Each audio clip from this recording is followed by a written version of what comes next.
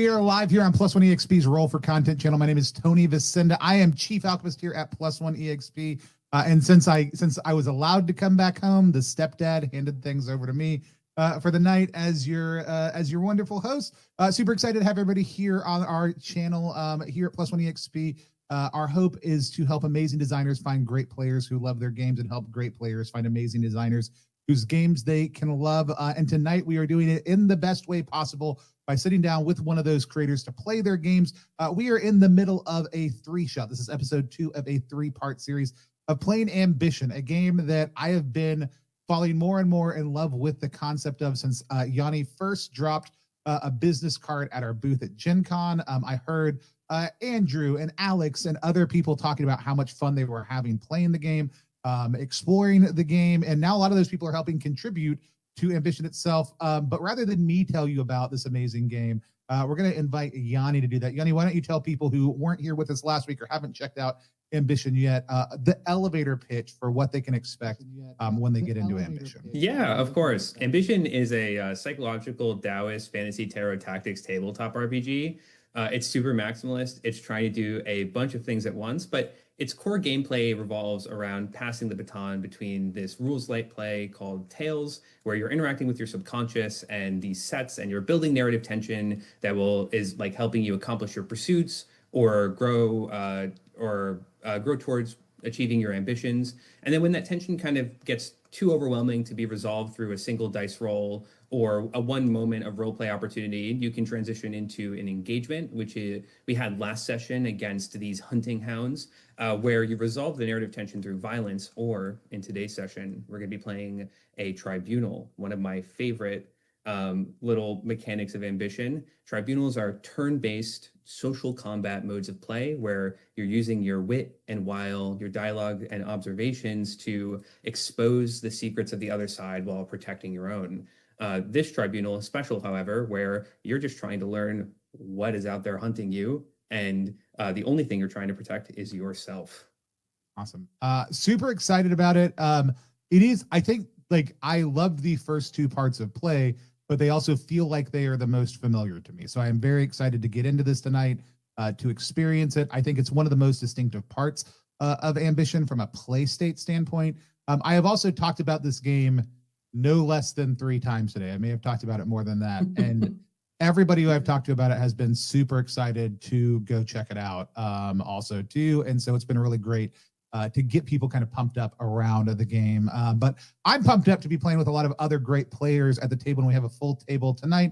Let's kick it over to Artie. Artie, why don't you tell people a little bit about who you are and tell us about the character that you're playing tonight, maybe something that you find really interesting about after your first session of playing them.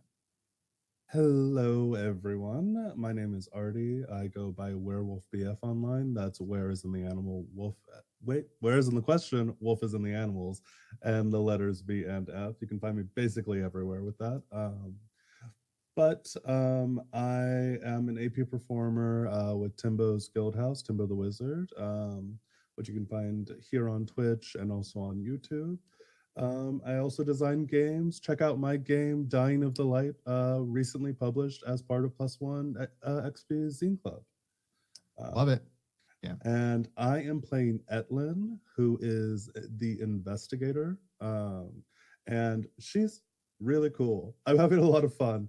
Her kit is very interested in kind of like digging into the mystery of it all. Obviously, she's an investigator.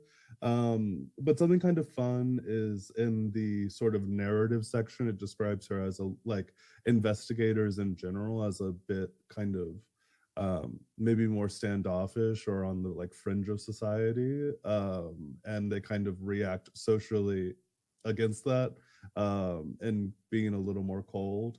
And yet she's still here looking for Lily. I think that's like a really interesting kind of bit that kind of, despite gun witches and investigators being these kind of like maybe a little more maligned members of society, these two seem to have like a connection, and that's really interesting to me. Awesome. Love it. Yanni, can you tell us a little bit about the role of the investigator kind of within the scope of Ambition? Yeah, so in Ambition, there's like four suites of archetype. There's swords archetypes, which are phenomenal in engagement. There's wands archetypes, which are casters. There's pinnacle archetypes, which are a mix of caster and martial prowess. And then there is the cups archetypes, my beloved. Investigator is a cups archetype, and they kind of float outside the bounds of like having strong points in specifically like engagements, and they specialize in tales and tribunals. And today, it's very, very exciting to be playing a tribunal with an investigator. They have a entire suite of features about making this tribunal their comfort zone. They have a turnabout where they build a case through observations and use their rebuttals on their friends' turns to keep pushing the clocks forward. And then once they finish their turnabout, they go and cascade dialogue action after dialogue action after dialogue action until they've uncovered every single last detail about this tribunal, and there is nothing left to be revealed. Super excited. Super excited with just watching already play last week. Super excited to dive into watching that really kind of explode this time around. Let's go to our new player rounding out our table. Dusty, so excited to have you with us tonight. Why don't you tell people a little about who you are? And I know you don't have a thing that you can like reflect on from last session, but tell us a little bit about like maybe something you're excited to explore tonight. Yeah, hi, hello. I'm Dusty, or you can find me online at Dustehill. Basically, anywhere that matters. If I'm not there, it doesn't matter to me. I am AP performer and producer. You can find me at places like Gobbets and Gaze, Bring Your Own Mech, and then Wavering Force. I do shows like Interrogation, which is like another tarot heavy interview show. Go find it. It's not spelled how you'll think. I'm sure you'll get it. I also write games under from Dust to Dice. A lot of very genreful games, exploring lots of queer themes and anti-fascist themes. If you're go play them. Into it. And I am playing Durai, which is the Bulwark, which is described to me as big weapons hit things and is the protector, and I do love all of those things. But you know, the Bulwark is also just like going over the sheets, someone like besieged by purpose, and that's just very fun to explore in either a long form or even short form. Trying to figure out how that's pushing their character forward. So I'm very excited to get into that. Awesome. Yeah, got any thoughts on the character that Dusty's playing or how it fits into the game? I love Bulwarks and Durai specifically. Bulwarks kind of embody this fantasy that I don't often see in other tabletop RPGs, where you're a fighter that has an arsenal, you have a tool for every situation, and you use those tools to protect other people. I love Durai's character, the purpose that they're bringing into the unknown. That Lily was this kind of like bastion protector that taught Durai by saving them that they're not just a fighter, but they have things that are worth protecting too, including chasing a good friend that showed them what it means to have things worth protecting out into the unknown and see if they can bring them back. Awesome. And then we've got the other man of the household, my stepdad and yours. Sarah, why don't you tell people a little about who you are, a little about the character you're playing, and what you found interesting from the first session. Yes. Hi. So I'm Osara X Franco, or Sarah Frank. I am a cult leader and your real life stepdad here at Plus One EXP. I am playing Ido, who is the Satyr Sundance. Ido, she is just this like punk kid who saw Lily and was like, I'm gonna follow in this person's footsteps, whether she likes it or not. And has a high level of persistence and stubbornness, which I can relate to. She seems like she is trying to figure the world out in a really intimate and close way by interacting with as many things as she can find. Which I, again, really enjoyed when I was reading through the character details and the moves of, I mean, even she's triggered by novel and magical objects, things that thrum with kinetic potential. And as a person with like fidgety tendencies, I was like, yup, I'm really about that. In our first session, where we got to do some really cool combat stuff, it was really rewarding to be able to find items that made Ido, like Ido's already a badass, but there was finding coins and being able to just absolutely go buck wild during combat was like a really cool thing to see. And I'm really curious to see how this character transitions into the other modes of play. Um, and I'm also very excited that Etlin is here to carry us through our wanderings. But I'm really looking forward to it. Yeah. Highest damage ever recorded in Ambition history. Is that right? Yeah. Now, here's the thing. This is the only publicly recorded play ever. 100%. But still, the bar is Technically. 100 damage in an attack. Yeah, is I the do bar think now. that 100 damage is the highest I've seen in this encounter as well. So we're taking 2 records home for Hell yeah. our Sundance. Talk to us a little bit about the Sundance, though, Yanni. I love Sundance. Sundance has a lot of touchstones with like Devil May Cry and Bayonetta. And at first level, Sundance already can do a ton. They have trick weapons like in Bloodborne. They have all these cool maneuvers and provocations. But then when you get to third level and you get their expressions, you have like Firewalker. You're like playing a cowboy with your boots on fire, full of explosive potential. There's Crowd Pleaser, where you want to fight in front of an audience and you get like Paper Mario people throwing things into the fight to help you out. And Editor of Edicts, where you're playing this sardonic, melancholic angel hunter that is using like not just a trick weapon, but like these esoteric armaments made for bringing down powerful and winged things. I love everything about what Sundance tries to do, and we already got to see a ton of their really, really, really cool maneuvers last session. Awesome. And then I am playing Panos here on stream, and so I am a satyr witch. So I've got different spells. I also have magical sight, which I really enjoyed getting to play around with last time. I only played around with half of it. I feel like I'm going to get to mess around some with some of the other half tonight a little bit too. I also have a nice little sidekick, a little familiar, who is also able to channel my spells, which is super fun in combat. But it does, like, sidekicks don't always feel like part of your character. I really do love the integrated nature of Noda with Panos in play. It felt really, really strong and really good, even if I was not doing 100 damage.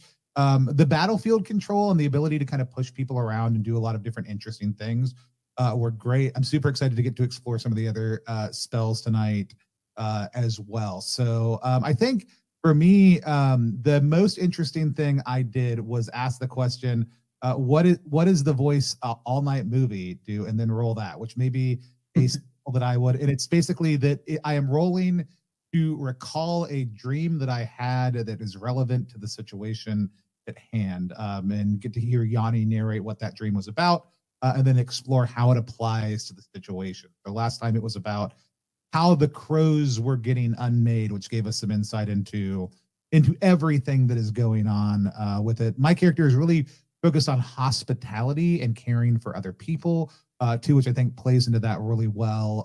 Like the vibes of both having my familiar, but also like was really great to come in and play around with the hermit also too, like within that space, and like look at somebody who is very similar to me and very different from me. I think it was like I was the first one to explore like flipping my tarot card in order to like engage, like making that character more like me, and that felt like a really fun way to mechanically move the narrative spotlight, not just on me, but to align it with a little bit of what my character is all about. And that felt really interesting in play. But yeah, do you want to talk a little bit about the Panos character and like the archetypes that play there, Yanni?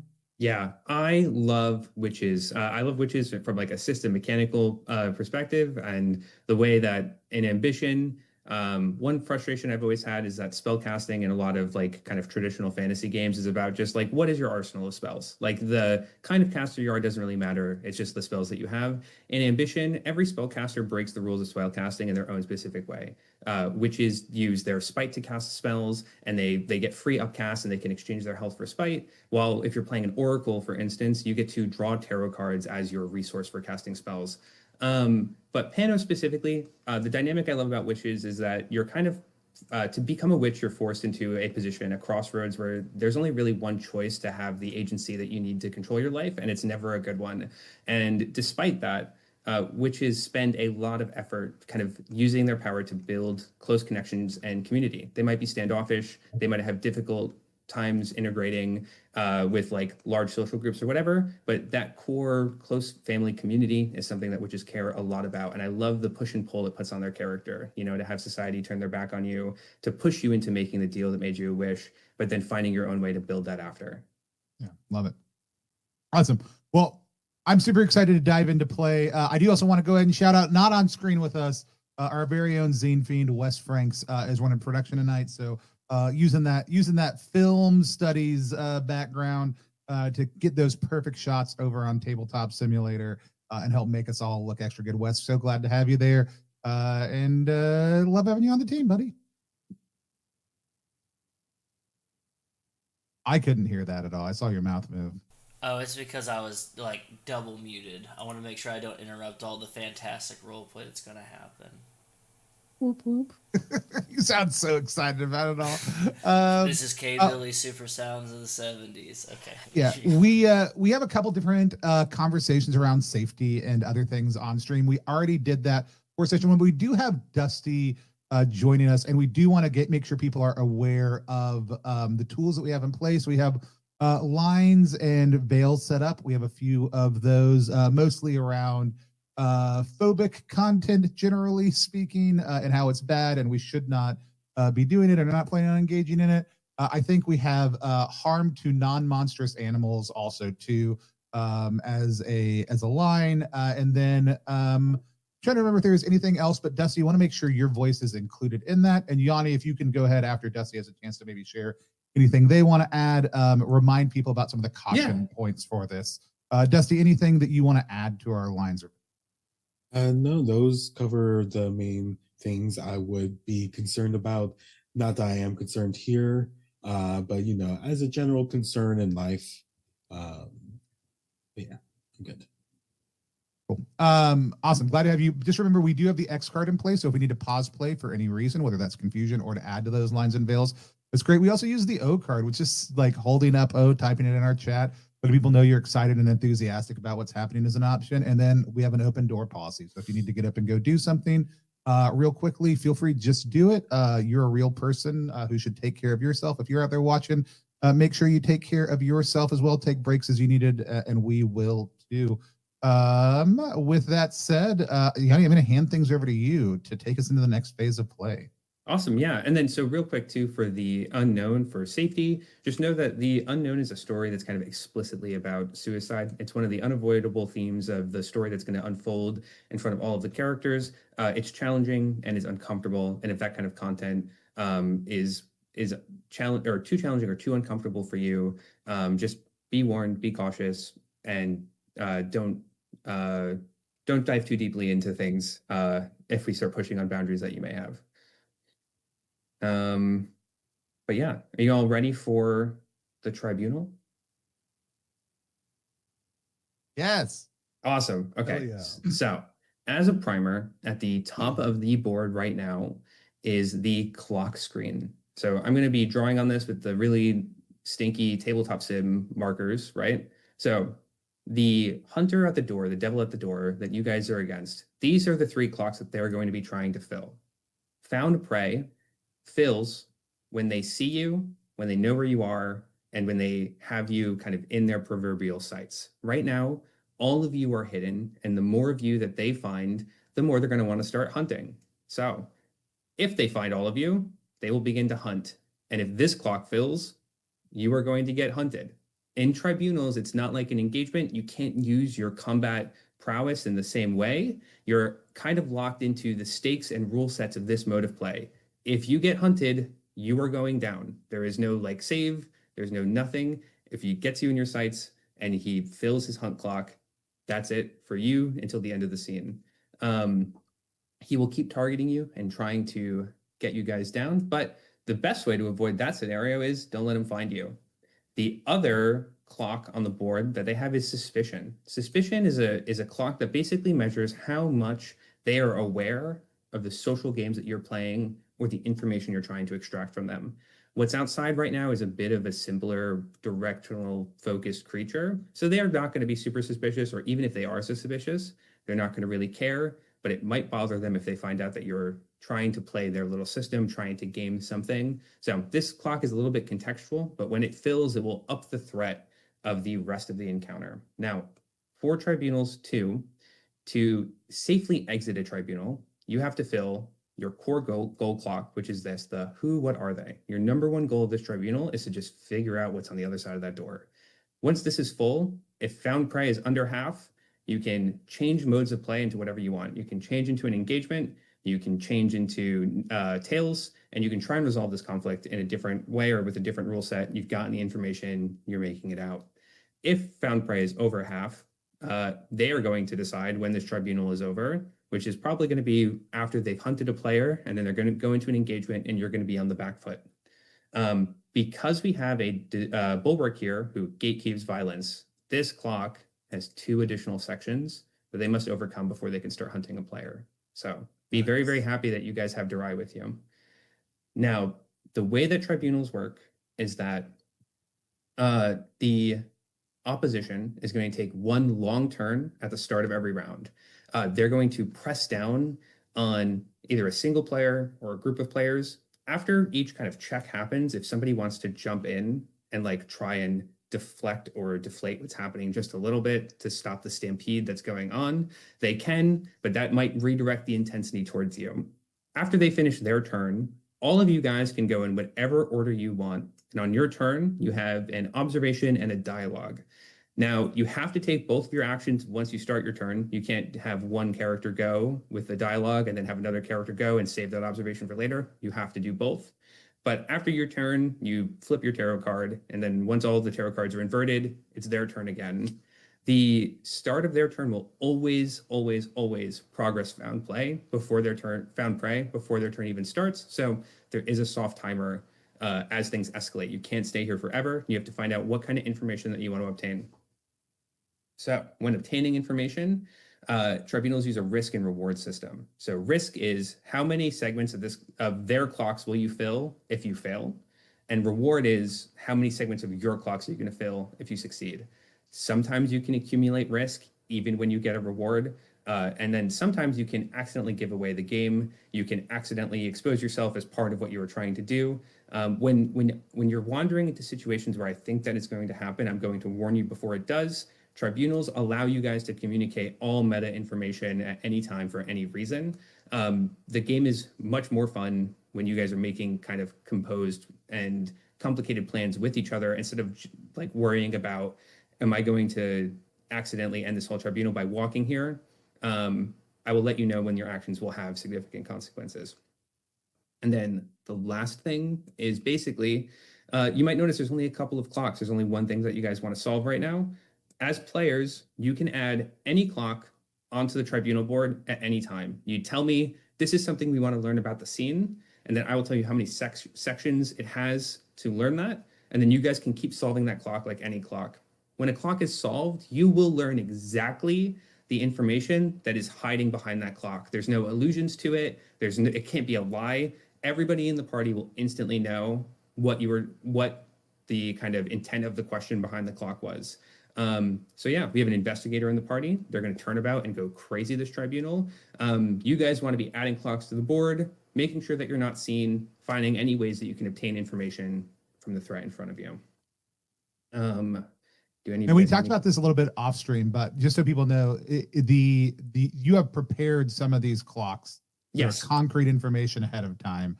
But if we're adding things, those are things that are a little bit more open to how we're exploring them narratively. You'll be improving some of those based on the course of play. So there's a mix of kind of pre-established facts and quantum play that we get to then kind of weave together.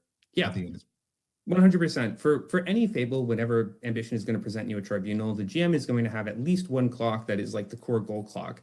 But ambitions, modes of play too. You guys as players have agency to make any encounter a tribunal from tails or an engagement if you want to. So like when you guys came into the cabin last time, if you felt like Enoch was truly hiding something and you couldn't get that information from voice checks, you could have put a tribunal on them. And then it would be the same relationship here where I prepare the clocks for you. I find out what information is hiding behind a core game clock. I write it down and then you guys do your best to try and solve it.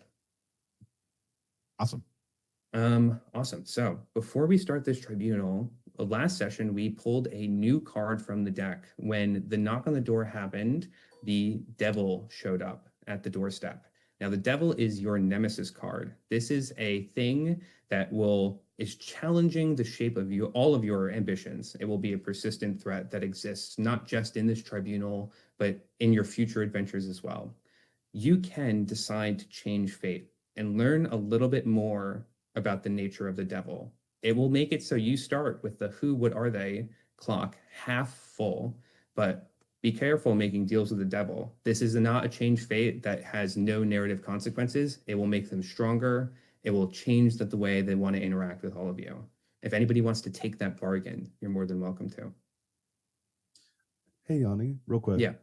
Before we do that, I know as the investigator, I have one extra use of my putting my card forward over everyone else. When do those like reset like holistically? So right now, I'm trying to find out the exact action economy I want for them, but right now they reset at the end of a pursuit. So this whole fable is one pursuit. Okay. And I think that in an average pursuit, there's about 30 total cards drawn.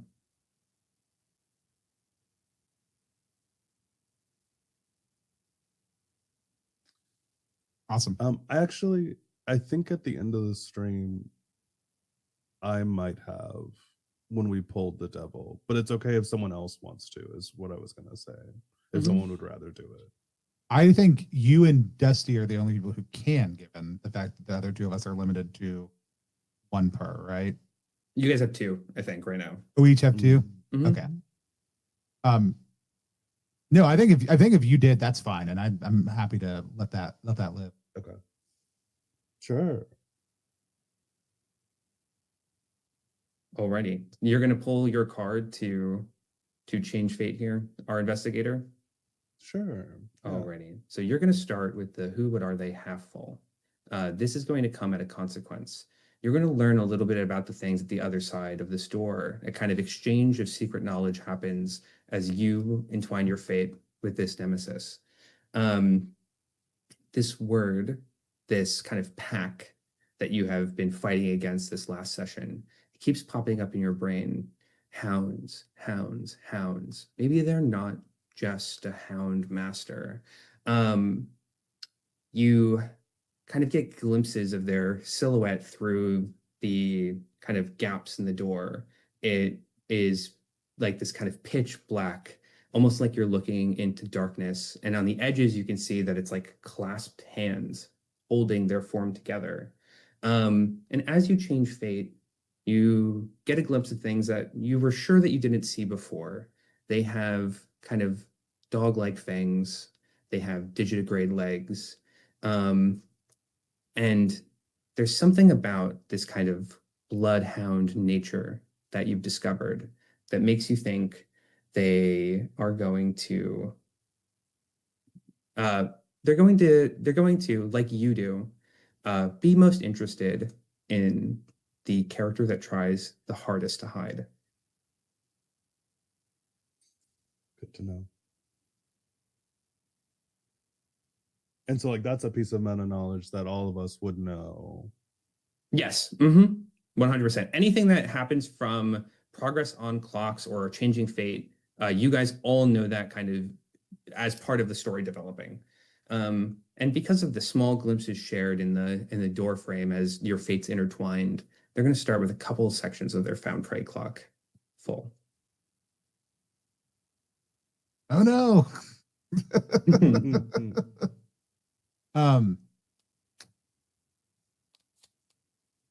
What it sounds like is we can mildly see them through the door. Yep. Now we're going to start with the the hunting hound's turn on the other side.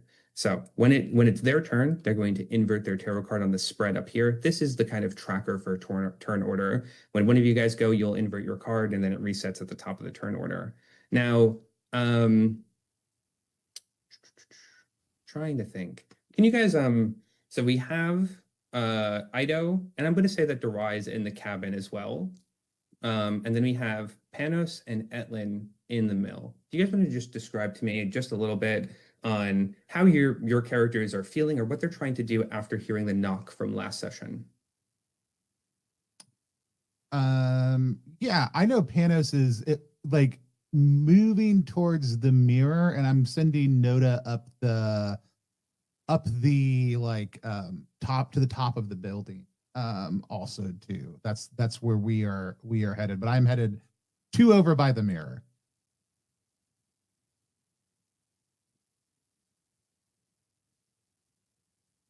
I'm pretty sure when we ended, Ido had kind of sat down and was helping herself to some more of that stew. So I think when there's a knock on the door, she's gonna turn and look, but I also think she's just gonna move to where the door kind of is.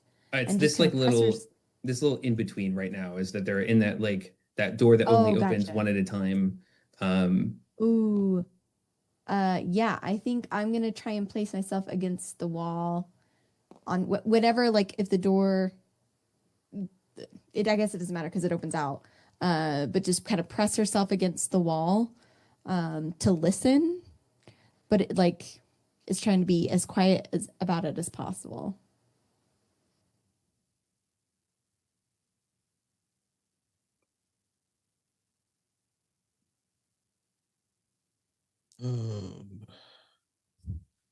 I think for Durai, understanding that this stock is not good news, will instead not press up against the door, but stand in front of it. They have a sword shield equipped, and they kind of have it raised, ready to strike. And they're not necessarily. They try to step as silent as they can. They are a harpy, which I forgot to mention. Mhm. So the silence is their talons, their claws, kind of like making when the same kind of sound when like a cat is stomping a little too loudly. So even though you can't really just hear like the clacks or like the softness, like moving forward. Just trying to be prepared for whatever happens in case they try to run in here.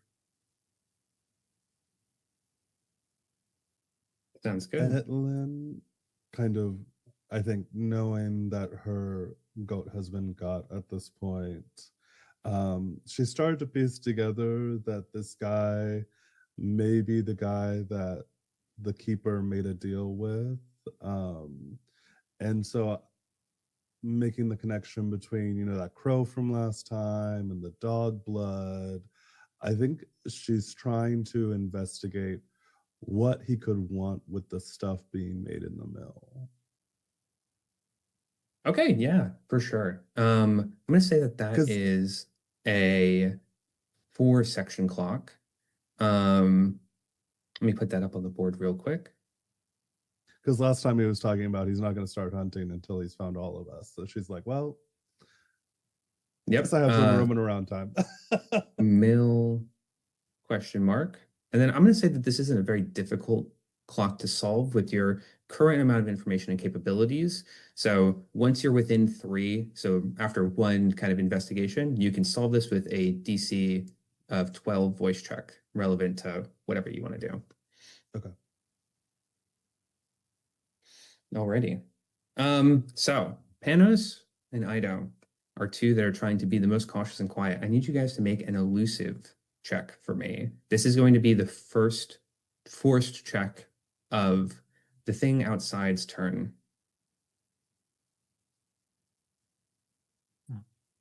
I got a 21. 21. Is this a voice? Yep, voice. It's in agility. I mean, look, probably just what I rolled on the dice. But nope, lower than ever. on the dice. That's Oh, a no. That's a 13. A 13. Okay, so for the 13th on the elusive check, your elusive is very much focused, Panos, on, it's on the ground floor. Just get high right now. There's at least one other person in the way of whatever malevolent intentions that you're feeling. If you just get high, get out of sight, you will be safe and okay. I know your elusive is a little bit more sophisticated, more competent. You have a very quiet step. You walk nimbly across the floor, avoiding every kind of dusty or every creaking floorboard that you noticed from Enoch walking around before.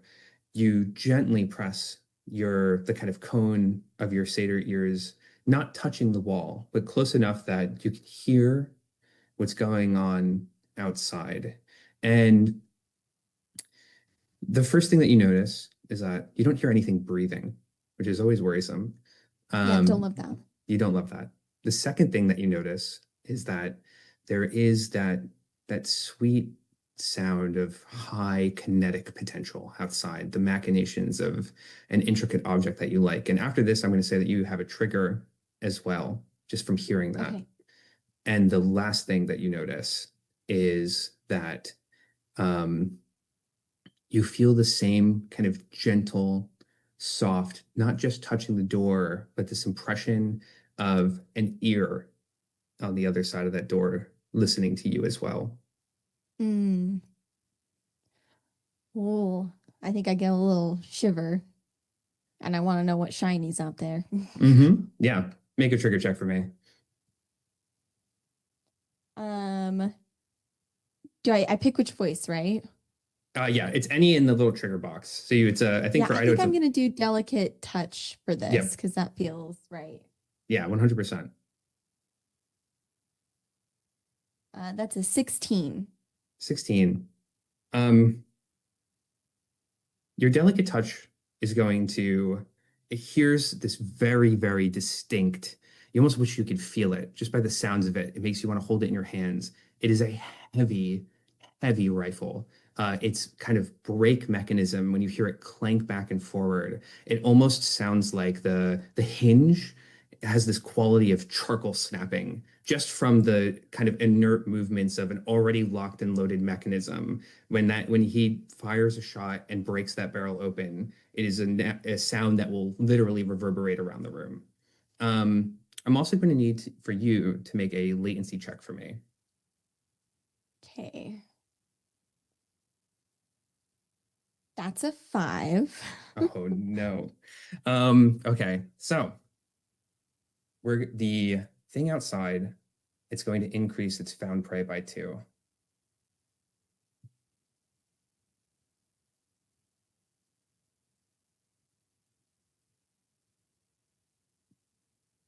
And as you're listening for this mechanism, it's almost just like the excitement lowers your level of caution. The fixation distracts you from the very pressing matter at hand, the thing that your elusive was trying so hard to avoid. And without even a second to react, you find that there is this sharp, distorted, jagged, serrated. It's hard to even call it a blade. It is something that kind of gouges the wall in front of you and drags down. It comes a centimeter from your face, and it cuts a 3-inch vertical or 3-inch across, about 6-inch vertical gap as it drags down. Completely stunning, paralyzing you. And on the other side, you see kind of the brim of a hat.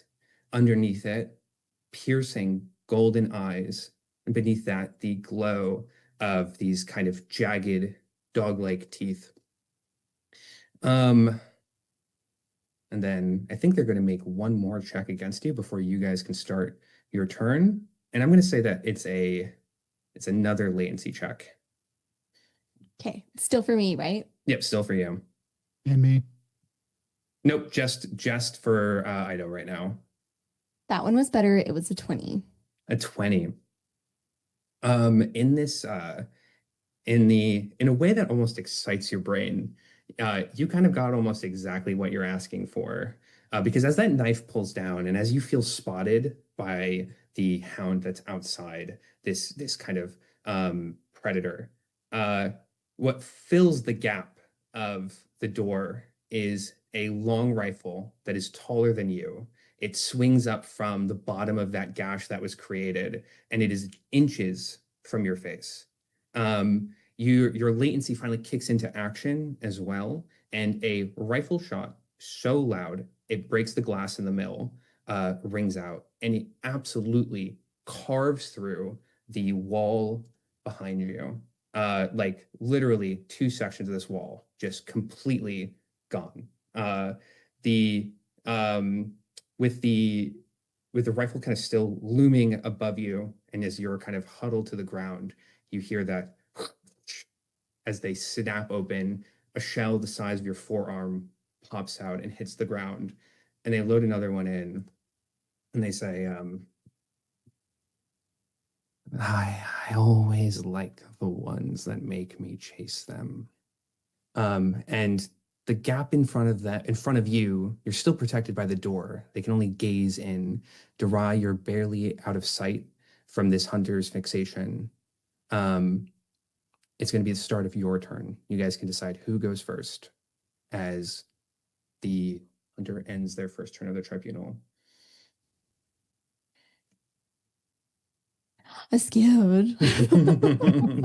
Remind me of what changes as far as what are our options for actions. Oh yeah, gotcha. So in a tribunal, everyone besides Etlin, and Etlin, you can turn this off if you want. If you don't want to do a turnabout, you can take normal tribunal turns. It doesn't change anything. You guys have one dialogue and one observation. You roll these actions with your voices. An observation is about getting information from the area around you to lay the foundation for a good dialogue. They are very low risk, but they don't always reward. They don't always push you towards a clock unless there's something very compelling that you can just observe. A dialogue has to do with interacting with the adversary. It doesn't mean you have to talk to them, but you have to do something that has risk. So dialogues are between 1 to 3 risk, but they also will give you 1 to 3 reward if you succeed on them. Now, if you can always ask out, what if I do this? What's the risk and reward of that? And I'll tell you exactly what those numbers are before you roll it. As far as movement, other things like that, is that just you say what you're doing? You guys can move absolutely freely. There's no like pressure of time per se either. It's just that if you start like moving in a way that will put you in a position where one of their clocks will start going up, I'll let you know before you do that. Cool. So for instance, in here, Durai, if you move into their sightline, they're going to have another section of Find Prey go up.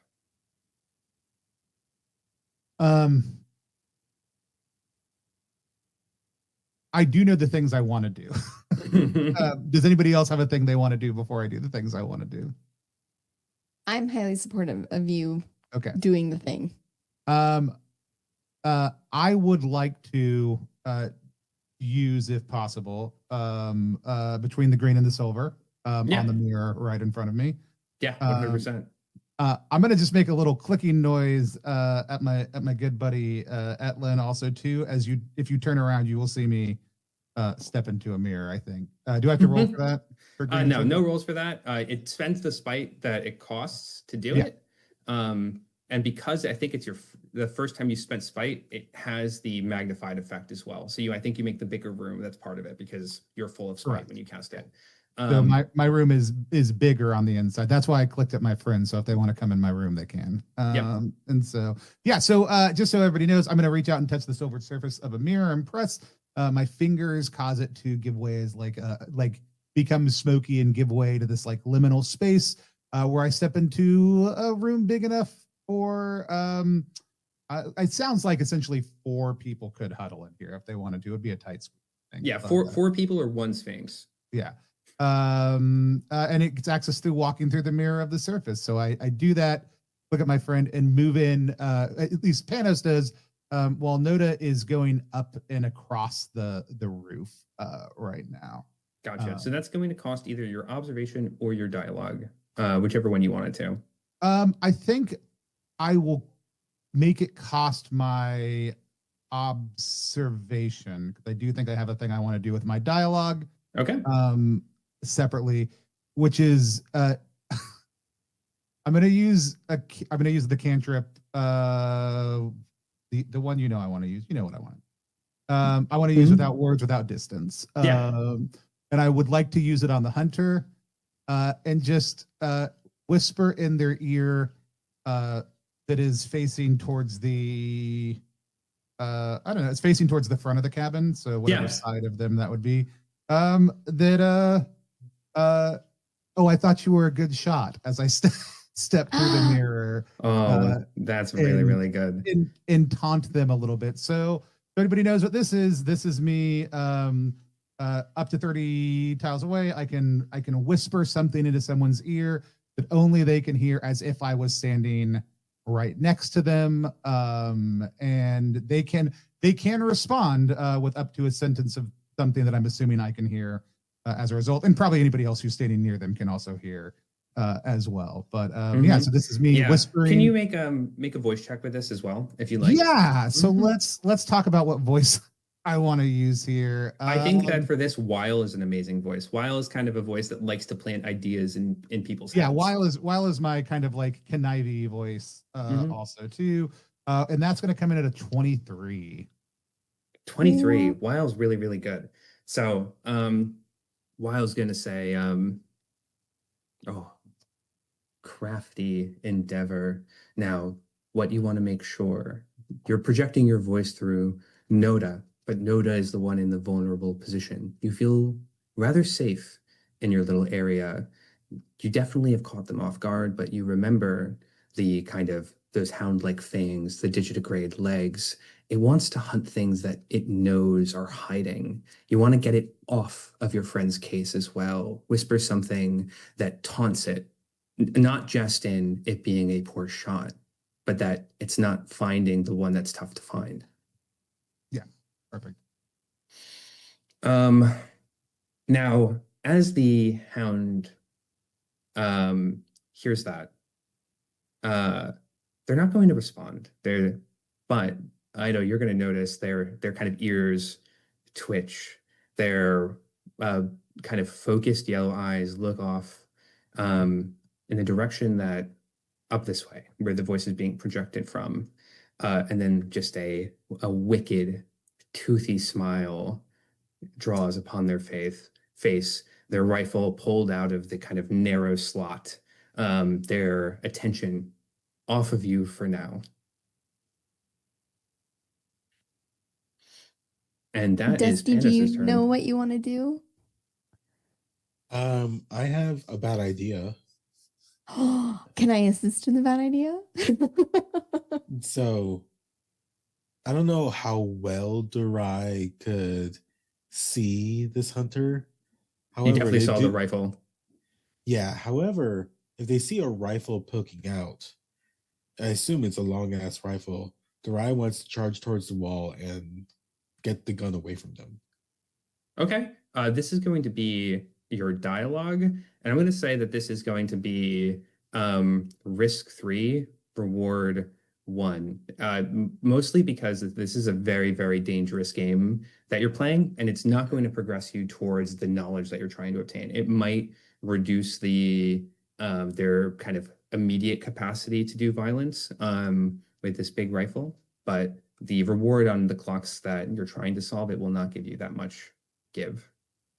I mean, reducing the violence for now is kind of like my whole deal situation. So I'll take that risk. Sounds good. Make a voice with control in your Soma disposition.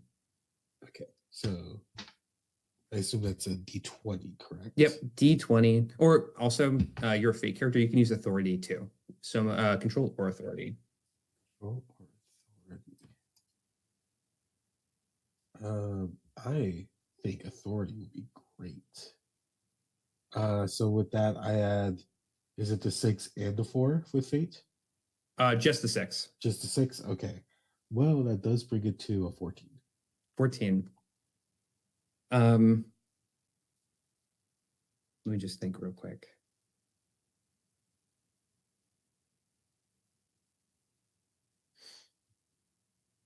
Your authority is going to say that I don't know if we have the physical prowess that we're looking for to maneuver this rifle out of their hands. But as they're turning, you notice a very, very unique opportunity. The kind of hook of your sword shield and the small, narrow gap in the wall. There's an opportunity to kind of just wedge their rifle. It won't get you into your hands, but it will get it outside of their control, make them have to wrestle with the tension of your shield, of your metal on metal to do it. Now, you don't know what they will do to you after, or if it will hold in the way that you're hoping that you will hold, but it will kind of give them enough pause, enough hesitation. Maybe they won't be able to take the shot that they intend to next turn. And that's enough for Durai. All right, you wanna do it? You're gonna commit to it? Absolutely. All right, so Durai, you run up, you take your sword shield, which has this kind of like cross like hook near the top, and you stick your wrist out through the thing and you hook back, pulling the rifle taut. Now, your arm is still out and engaged, but your shield is facing the hunter. I'm gonna say that their rifle is locked up, but their suspicion is gonna go up by 2. That's fair. Now, they haven't responded yet. You have an observation that you can use if you'd like to, or you can see what they're going to do first before you use it. I want to see the reaction before I use my observation. Sounds good. Give me 1 second. Oh boy. Okay. Hell yeah. Oh no. The Oh thing boy. thing outside likes your No. ploy. It likes the struggle. It likes the tension of something fighting against the inevitable. And you notice that this hunter outside, as soon as they feel your grip on their rifle or on their rifle, the shield that pins it, there's no pulling back. They let it go immediately. And a moment later, that wicked knife that carved the hole in the first place, it comes through the top of your shield, and it kind of anchors at an angle, blade down. And they haven't been able to swing through your metal fully, but they're trying to lock your wrist to the back metal of the shield, and they're getting pretty close. It's drawing an inkling of blood. If you pull your arm out right now, you might lose it.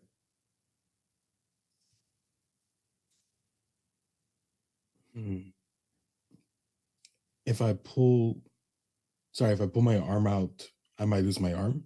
Yeah, so like the way that I'm picturing this scene is like you have this wall with like a hole, right? The rifle was, and then you've hooked your shield this way through it, and they're standing here to hold this rifle down. They let go of the rifle, and then a blade came through the top of your shield, angled down, and it's where your wrist is holding the shield. It's trying to basically make a cinch. And if you pull backwards on it, it will start to cut your arm up. What if I push forward? If you push forward, it might loosen things, but you will expose yourself more to the outside.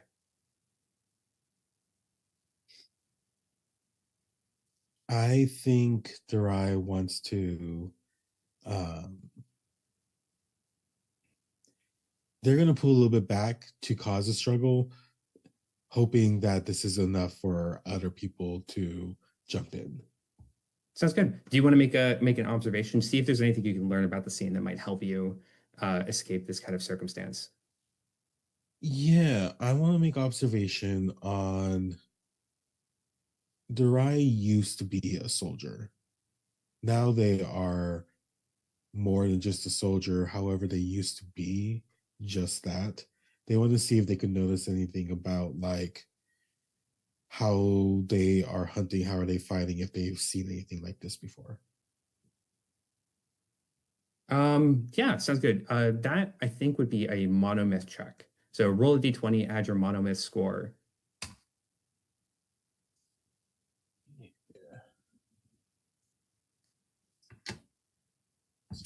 I'm just curious because I think this is the first time we've rolled monomyth. Is that like seeing how your story connects to like a central story that is common, or what is the voice doing?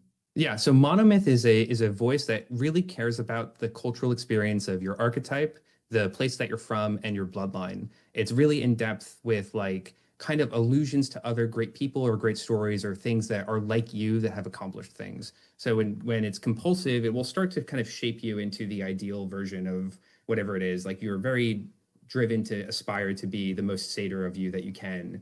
And then when it's silent, you kind of are a black sheep in your own places. Beautiful. My roll is flat, so that's going to be a 13. 13. Let me think. Yeah. So when you remember the story that you heard of one of the Nothic deserters as you made it to Wisplight. The war had been going on for a long while.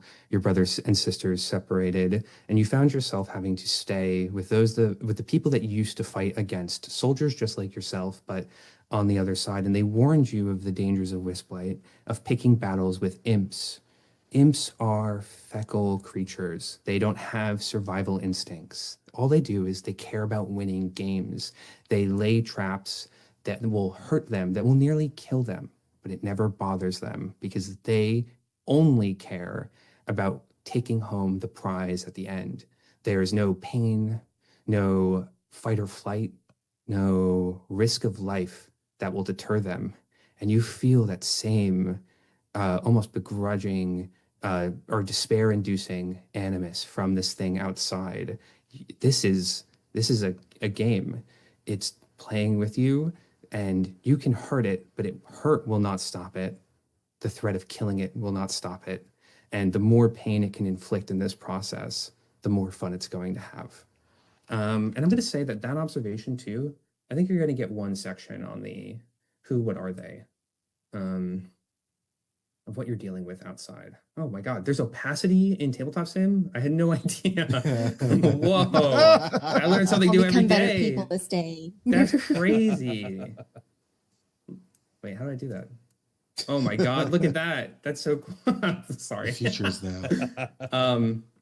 So, your monomyth is going to say going forward, you can try to inflict harm. You can try to put this in a painful situation, something that might make another one reach back, like grabbing a hot pot or being stuck in a rock in a hard place of self-harm. Any strategy like that is blind to. It will not care. It cares so much more about hurting and hunting you than it does about any pain you can inflict towards it. All right. All right. I'm going to let you as well respond. You can keep your arm where it is, which is safe relatively to now. You will be the target of the next turn unless anything changes. You can try to pull back, which might do some serious damage. Or if you have anything else that you want to try, I'll let you know what the risk of that would be. Understanding that now, I think Durai is actually more intent on keeping them where they are and is going to play their game for now. Okay, sounds good. Sounds good. So that's Durai's turn. We have Etlin and Ido.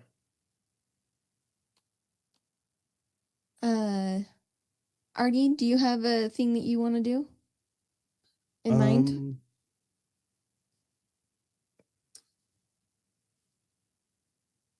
Oh, yes. So I have observation actions too, because turnabout is not filled out yet. I think The first thing that I'm kind of looking for in this space is, I guess, this is a voice that I have no modifier in. I would be curious if so. Enoch was like a really lovely character, really lovely guy, if a little weird. Yeah. It doesn't make sense to Etlin that he would like totally sell us out. And like me as the player am wondering if he's like a Mr. Tumnus, like if he went and got the Houndmaster, Yeah. or if there's kind of two things happening at once. Would this be an all-night movie? All night movie is great here. And you know what? I'm gonna say that we can throw up another clock as well if you'd like that as well, which is the Sure. did Enoch bring the hunter here? And oh my god, I have opacity again. 1 second. I'm so fascinated by this. I'm gonna say this is also a 4-section clock. I think we have a lot of the tools at our disposal to find this out quickly, but it's gonna have a DC of 14 instead. You can make progress if you hit under, but once you're within 3, you can just raw roll against that DC to see if you find out what's behind this clock. Okay. So that will be a all-night movie. That was a 20 on the die. We Oh, love to 20. see it. A I have perfect no modifier though, but it's a 20. perfect roll. Oh, also I forgot at the start of this tribunal you had your turnabout fill by 1. Let me just do that real quick. Okay. All right, let me think about this for 1 second. I'm trying to Was find that because I played my tarot card with the devil, or basically at the start every turnabout check happens at the first turn of the round. So it will always start Okay. like at the after the enemy's turn it will go over, or before the enemy's turn. Makes sense. All night movie. So we're using all night movie to discover more about Enoch, right? That's what we're applying this to. Mhm. I'm trying to think. Um,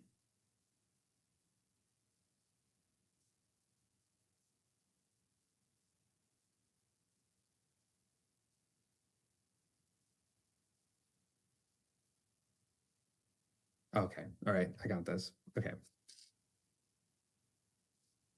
This is gonna be a weird one, okay? Okay.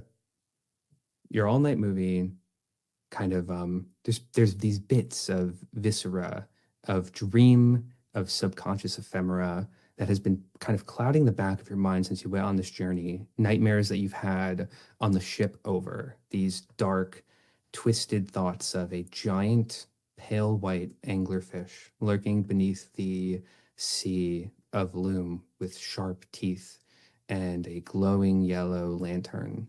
And you focus on the stream, you've seen this thing's eyes, the yellow glow. You've seen kind of enough to know of the man that has you here now, Enoch, the one that took care of you, has that kind of old seabird disposition. And you realize when you were dreaming that it wasn't your ship. It was a ship that kind of has a the same wood paneling that this mill around you does. It's made of the same material, the same tools. And above, you can hear the chatter of an old, now familiar seabird lamenting, sitting alone on an empty ship.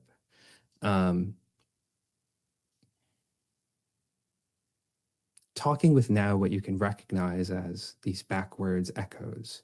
And you can only get kind of glimpses of this conversation from your memory, but the deal with the devil that was made is one that sold out his old crew to find something that he didn't think he could find. I'm going to say that there's one small detail you're missing, one small thing on this clock, but that's a three-fer. That's a three-fer observation. This all-night movie reveals a lot about Okay. what you think about this little relationship that you have with Enoch and the context you find yourself in. And because we filled some sections, this is now a DC of 11. You can use an observation to just roll it and with a voice and see what is revealed here, if you'd like.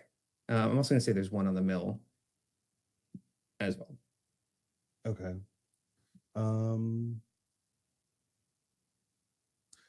Sure. Let's roll that one on Enoch. Hell yeah. All right, DC 11. You can pick whatever voice you want in your suite. Okay.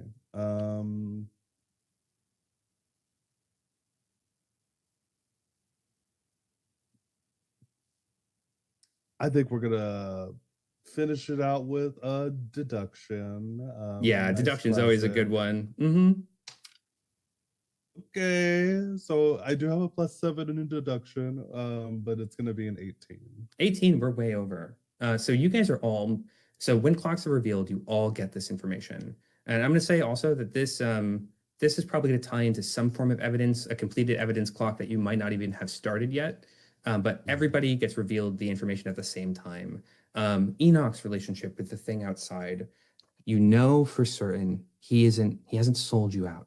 He hasn't thrown you under the bus. He might have been going out into the woods to stop whatever is here from coming, but what that deal was, the one that you have been prodding at, trying to investigate, trying to find the connection between, is he gave up his crew. He's his old sailing crew from when he was a keeper from an oceans away, to find a place where the memory of his daughter could be more than just a memory.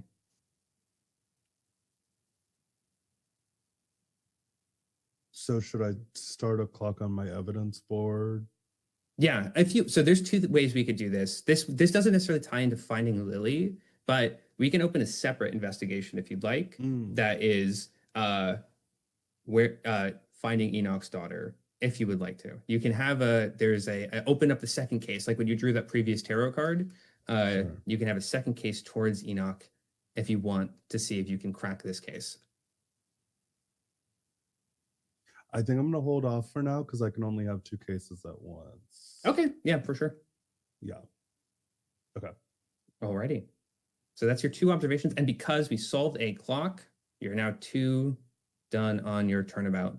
I will also say we're on the last turn of this round. You still have a rebuttal if you'd like to use it, investigator. You don't need to be present for it. It's kind of automatically happens, the additional success. But if Ido does a dialogue action that succeeds, you can use your rebuttal if you'd like to. Yep. Can you tell us what a rebuttal is, just so the audience knows? So basically, for investigator, you have a unique reaction where after a successful dialogue, you can press it further and get an additional degree of success, and either ask a question or get an interaction that cannot generate risk no matter what. So it lets you ask very, very direct questions. So in this case, Etlin could ask something directly to this thing, and it won't fill found prey or suspicion, even if it normally would. On top of that, when they go turnabout, they give you a reaction now. So Ido, if he uses a rebuttal on your turn, or Etlin uses a rebuttal on your turn, when they're in turnabout, you have 1 use of rebuttal that you can use on any of their turns to come and bring up evidence and push a clock forward. Okay. Cool. So from Ido's perspective, I see Durai kind of engaged with the shield. The gun is dropped. I think, is it kind of still poking in the house, or has it been? It's basically wedged long ways across, like a bar across this hole in the wall, Okay. where the shield is like pulling back on it. Okay. I think Ido like heard kind of that thrumming of this item and wants to know, sort of get a better understanding of it, of the shotgun specifically, because I think that in her mind, weapons are a part of who we are, and like tell a story of who we are, because she's like very selective in hers as well. So I think she just wants to reach down, and I'm not trying to pull it out or engage with it. I almost want to use Durai's very brash move to just quietly reach down and touch the gun to see if I can figure out, sort of, like, I've seen the force that it's capable of, but I want to see if that by touching it, I can get a sense of the story of this weapon and this person. Yeah, being. That's a super, super great check. I love that. Awesome. So I'm assuming that's delicate touch, yeah? Yeah, delicate touch for delicate sure. touch makes Yeah. sense. Okay. Sick. I'd just love to get those fingers on. Let me just get my little my weird little fingers. It's how I learn about the world. I got a 18. An 18 on delicate touch.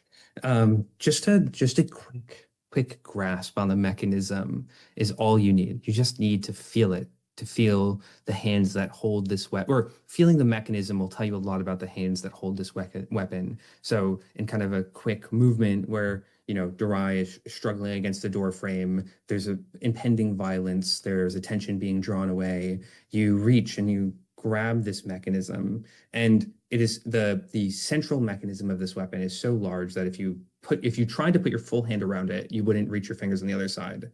From what you can guess from the taper of the barrel, it's almost 6 feet long.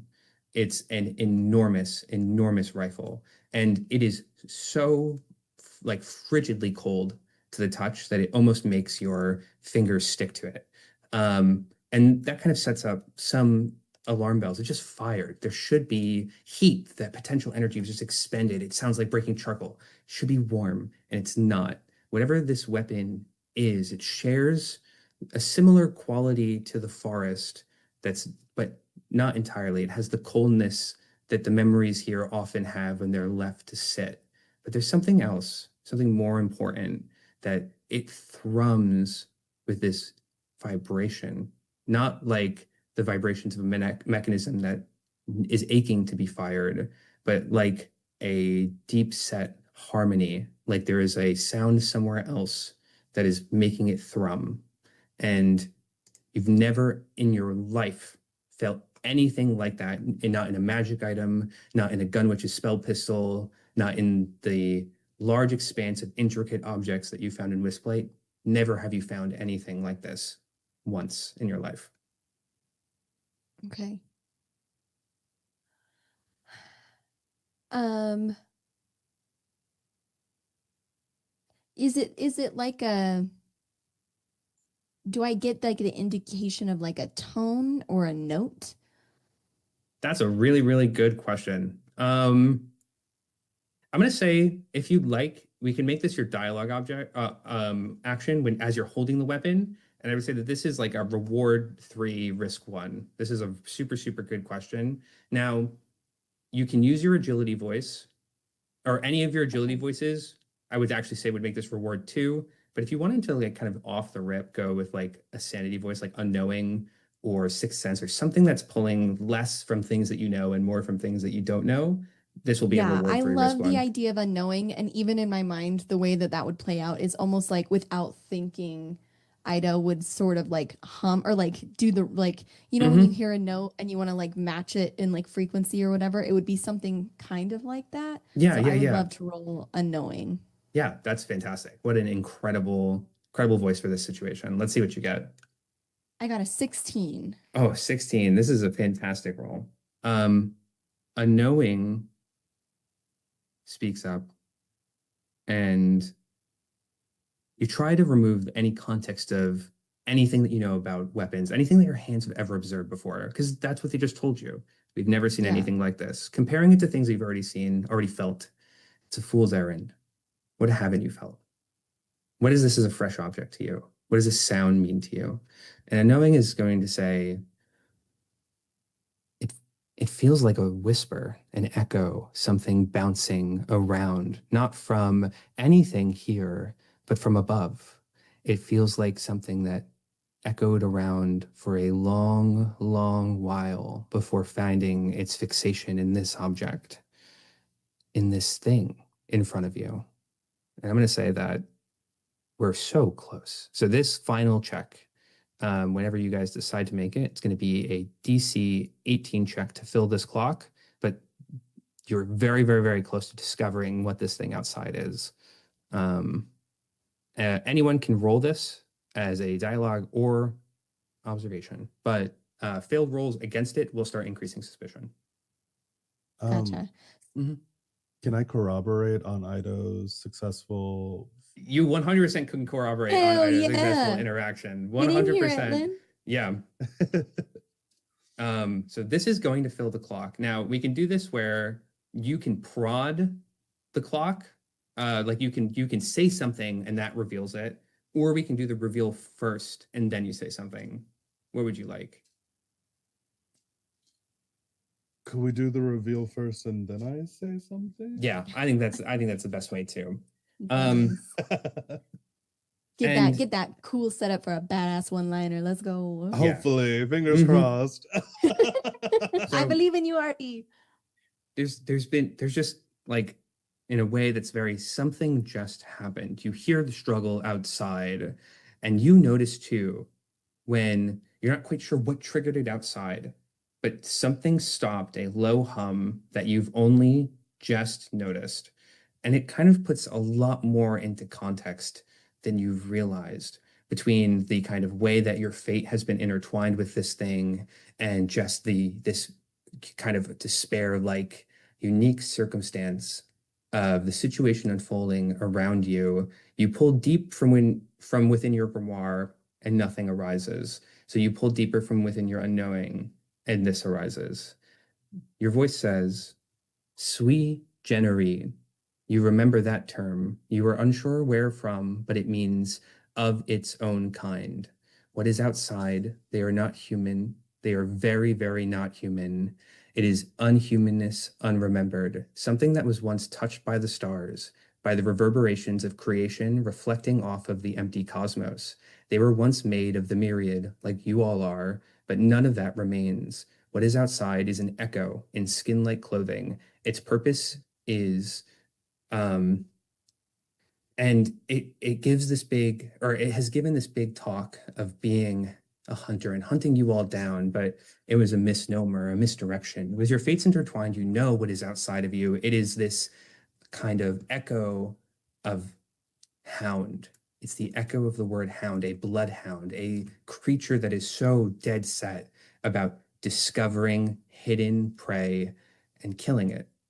That is what is outside. When it talks about being a shepherd, it was the dog that keeps all of the bulls in the pen. And when they run out, it has no choice but to sink its teeth into them, into you. There is only one of this thing in the entire world. They are unlike everything else. Oh no.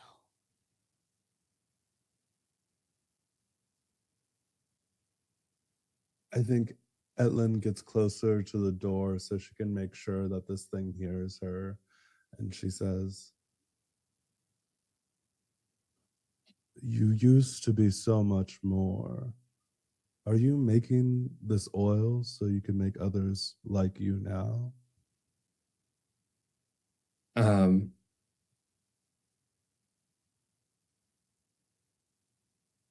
it's going to growl back through the door. Its attention not really focused on you. It doesn't care about hunting this thing that decides to directly talk to it. Like, where's the fun in that? And it says, used to be so much, much more. I am everything I ever was and will be, and there will be nothing like me, and there will be nothing like me for the end of time from before time, and everything like you will find its way into my teeth.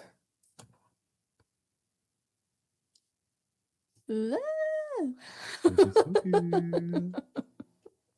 I love this freak. I know, I'm obsessed. Alrighty.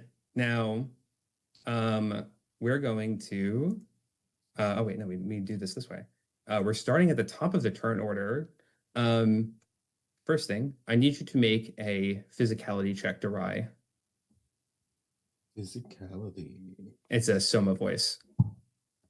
Or tolerance, whichever one you would prefer. I like the idea of physicality. Yeah, I'm gonna keep it with physicality. That is gonna be a total of 19. 19. Okay. Yeah. You feel as it's talking, without kind of directing any attention back towards you, it rips. But your stature is completely indomitable. It tries to pull not just the knife through the shield, but your whole arm backwards. It's trying to win the game without realizing that you're playing it. But you hold firm, your bicep strains, your shield holds steady, and it directs its attention. What is it directing its attention at right now, actually?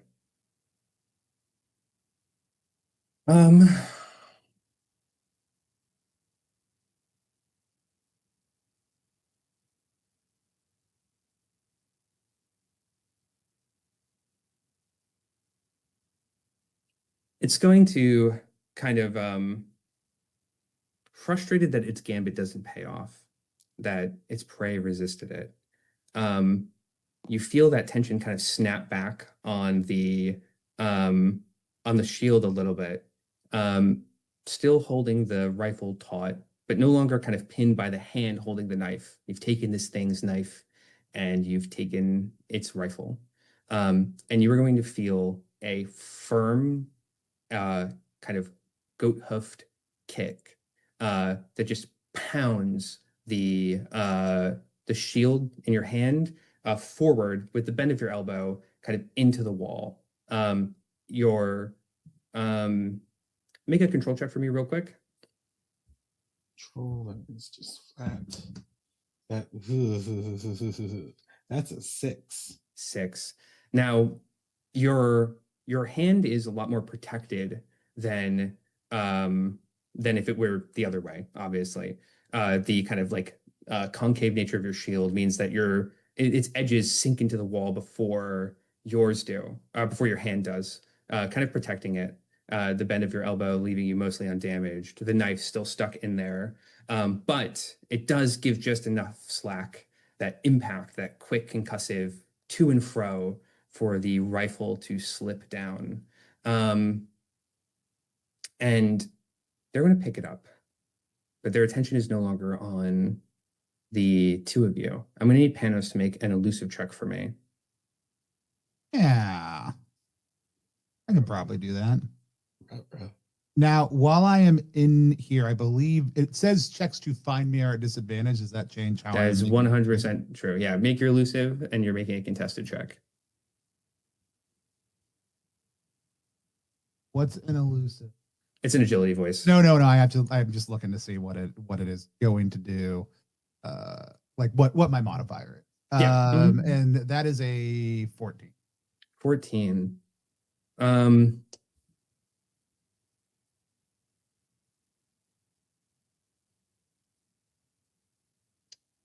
Your elusive is just barely going to be unable to keep you distinctly hidden.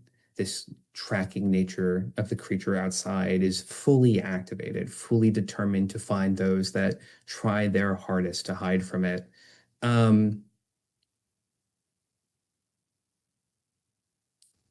Etlin, can you make a fight or flight check for me real quick?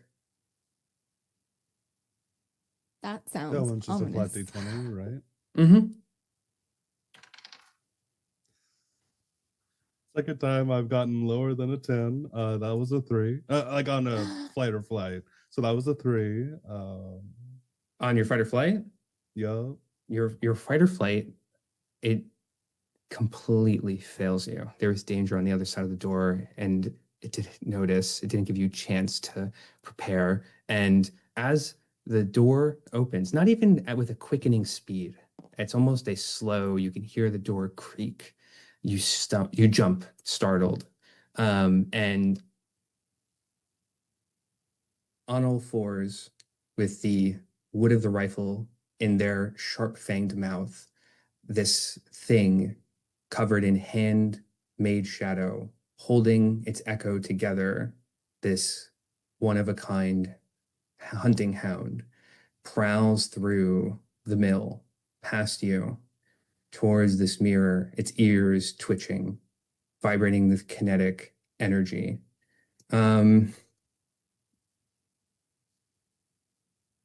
It raises its head. It looks like it's trying to smell out something, but it doesn't make any breathing noises. There's no air coming in and out of its nose or lungs, and it holds curiously. Right now, Panos, it does not know that you are in the mirror, but it will soon. And I'm going to say that that was the end of its turn. Oh, oops, we're doing this way. All right. Who wants to go first? How far into the room is it? Did you? It's made its way over here by the It's made red its way rug. over there. Cool. Mhm. Perfect.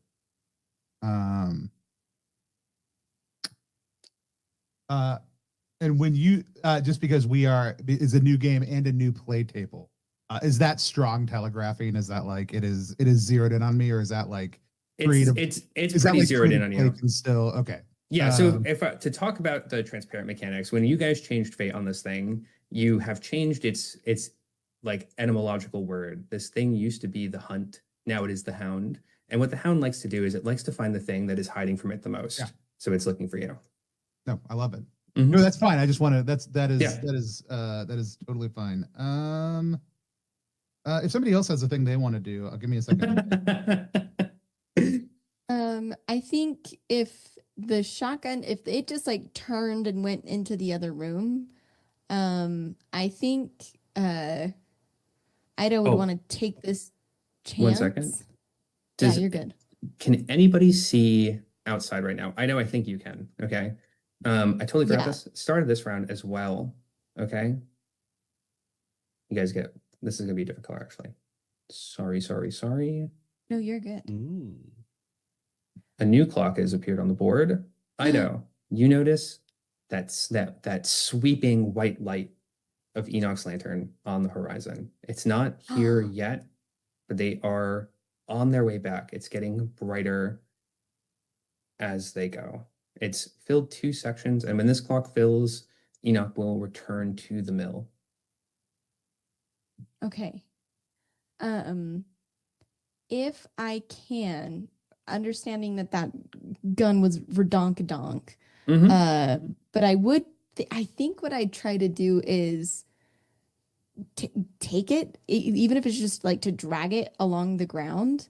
Oh, it fell down, and then the thing put it in its mouth and crawled through the door. Okay, so it's taking it. Okay, Mhm. dang it. Yeah, that's fine. I think what I'm gonna try and do is, knowing that Enoch's on his way back, I want to go out the way that the wall got blasted, and try to like light a lantern or something, or like signal Enoch to like move faster. Oh yeah, one of you guys picked up a lantern last session. Do you guys know who has it? I think it was there was one hanging outside, just outside the door. I took it and hung it outside. Yeah, last no, turn. Oh yes, Yeah. perfect. Yeah, go. You can go grab that lantern. Tell me how you want it. I would say that you could do this as an observation action for the most part, but tell me if there's a voice that you want to use and what you want to do with the lantern. You can always ask for advice about what you want to do with the lantern to signal that something is not right. Ooh, yeah. I think I want to use, because I'm a satyr, I've got my cloven hooves. So I really think that it's I just look at Darai and just have like a weird like, well, that was nuts sort of look before bolting to the door, grabbing the lantern and just saying like, I promise I won't light the house on fire, before scaling the outside wall. I think I'm hoping maybe, I want to move to like across the roof of the cabin down to like that little alley where it crosses over. I think what I'm trying to do is get like I want to use the lantern as a signal. If I can get any like, if the hound is leaving like any gross gooey stuff on the ground, or like tracks of where it came from, or an inclination if it's alone, like stuff like that, kind of like a scouting function. I think that's kind of my goal here. Yeah, sounds good. And then the voice I want to use. I think I'm trying to be sneaky about this still. Like, I think I'm trying to, I don't want, yeah, I think like the thing is gone, but I just watched it engage with Darai in a way that I know will absolutely wreck my shit. So I don't think I want it to know what I'm up to as I'm doing Okay. this. Unless That's you think there's wonderful. a cooler voice. That's kind of what I was gonna go for. I would I want you to roll elusive. But Okay. for this lantern check, I'd like you to roll a different voice for it. Okay, I'll roll elusive. So we could do two first. voices for this check. So that's a 26 on the elusive. Okay. Maybe a little overzealous. And then while you decide on that too, so you're elusive, you're just you feel the cold chemicals of panic in your heart, your kinesthetic disposition, just trying to keep your breathing low. Your elusive softens your panic into like kind of whispered breaths. Your hooves no longer clank, almost as if they were made of soft material, wood on wood. As you climb up the edge of the wall, you notice every kind of like loose shingle, anything that would draw direct attention, you avoid. You avoid it instinctually. You avoid it without kind of any effort, really, an automatic process of just your body in motion. And Etlin, you don't know what changed in the hound in front of you, but their ears twitch, a smile on their face. They turn away from the mirror, away from the area that they were just looking. And while you're making this voice check, nothing's going to happen by the end of your turn. But Ellen, you're going to notice that the hound moves past the mirror and up onto this little side thing with the kind of open bottom windows. Yeah. All right. What voice do you want to use for the lantern? I was thinking, I kind of was looking at drama. Again, I guess like while I am trying to be sneaky, I'm trying to create a scene for Enoch to kind of pay attention to, but I don't know if that's the right. Yeah, drama is a great voice. one. 100%. Drama is Okay, good. Yeah. Perfect. Mm-hmm. So that's a 15. This is a 15. Drama is going to say, oh, my liege, when you came to the unknown, when you came to this cabin, one thing that you felt was the warm reciprocity like a lighthouse in the harbor. And that is what you see in front of you. This is a stage for a show, a lighthouse, a tall chimney, just like Enoch's revolving lantern. There's no better signal for duress than one that mirrors its maker. Swivel that lantern, make it sweep the edge of the forest, and Enoch will know that you're calling for help. Yeah, I think I start swinging this lantern around as I stand on the roof trying to get a signal out. Yeah, and for as you him do, to hustle his bustle. as you do, you notice that the kind of like almost like just automatic swiveling that you see of the lantern in the horizon as you can kind of peer above the trees, it stops. Its light focuses on you. It sees you, and it hurries. It's on its way quicker than it was before. And Hell yeah. you're gonna fill 2 sections of this Enoch block as well. Nice.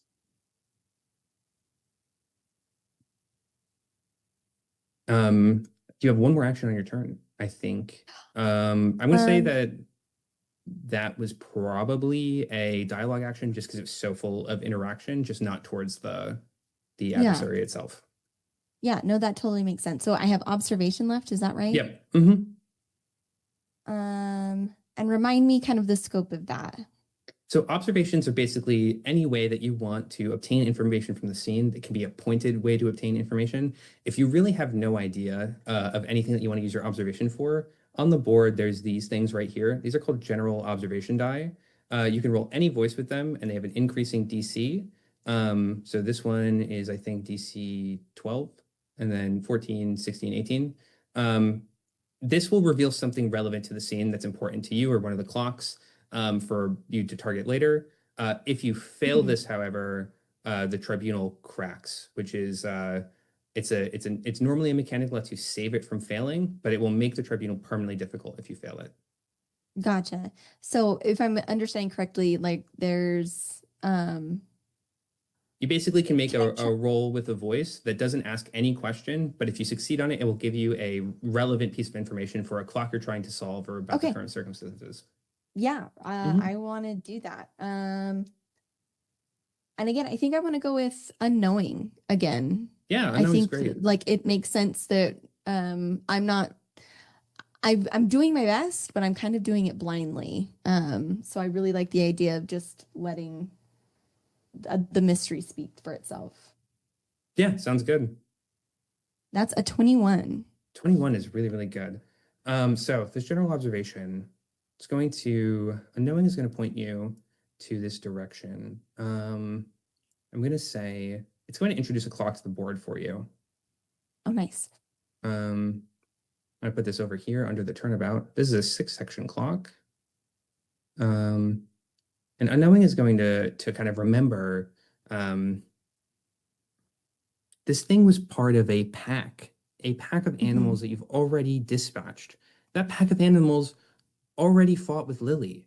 This thing probably fought with Lily. This is something happened here. You recall the shot taken out into the woods from before.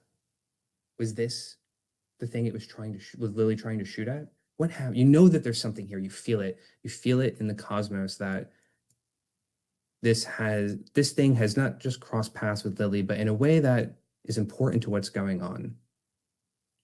I'm going to say you're going to start with that one section full. Okay. Yeah. I think I'm going to be frustrated that like I need more time and I'm going to spin the lantern a little bit faster. Yeah, for sure. All right. Atlin, Panos, or Durai? Who wants to go?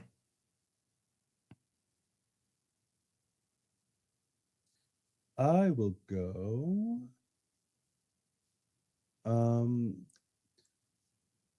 Looking at the hound, can I tell if there's any indication of like recent wounds, like maybe a grazing shot or anything like that? Like, Oh yeah, 100%. That's what's up. okay. Tell me what voice you want to make with that. I'm going to say that this is I'm going to say that if you want to do this as a dialogue, this can be a risk 2 reward 3. If you want to do this as an observation, this is a reward 1 with no risk. Yeah, totally. Yeah, I think I will keep it as an observation because he's off doing his thing, not paying attention to me still. She's so fascinated by this because it's just a time for her to get to stare at this thing, and for some reason it's ignoring her. So I think that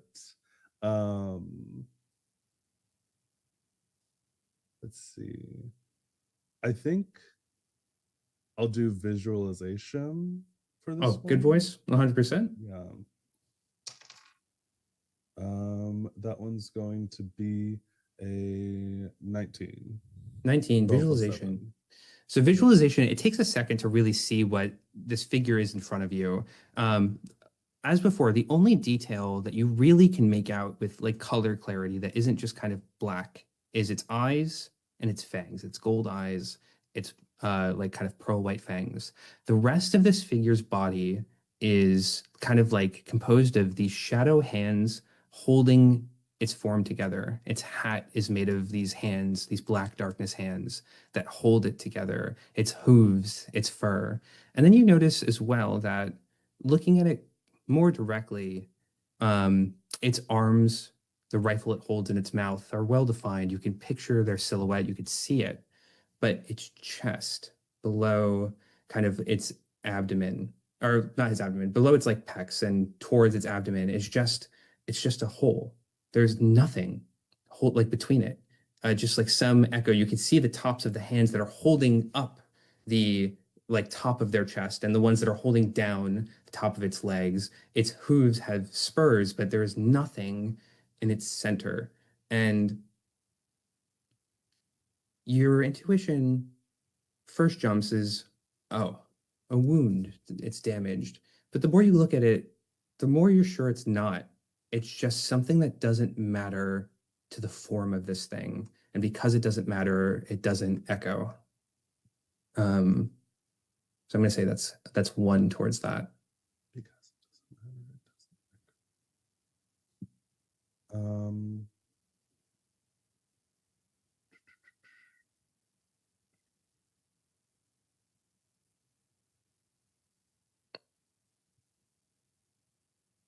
Hmm.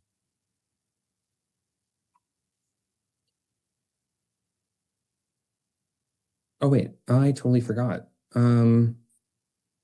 We had two turnabouts, Phil.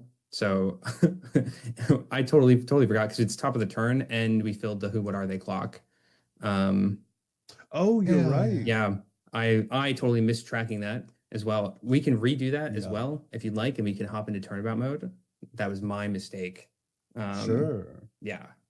I was You lost in have the magic of the yeah. exposition, so I don't even Yeah. care. Mhm. I So, forgot yeah, that turnabout's also fill Everyone the on stream, clock. forget Yeah. everything you heard. Yeah, your voice speaks up to you and tells you, and you're in this kind of passive confrontation. You're like, no, like I have enough pieces together. Like, let me put it together. So just what was the visualization role that you had?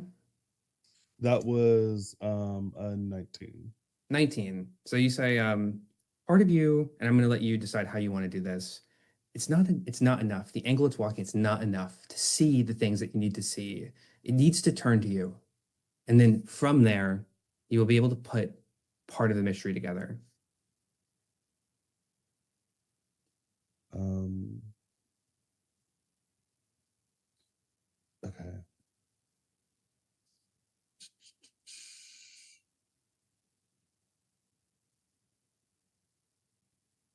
I think that,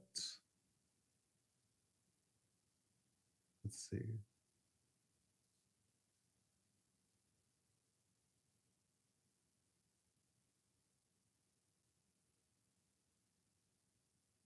I think this might be a while voice, Mm-hmm. but she's really jonesing for the information. She's gonna try and bait the hound, and she says, um,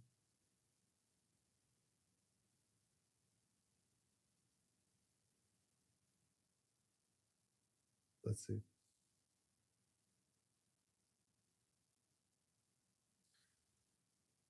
Hound, you are a beast of quarry, and yet you came back here.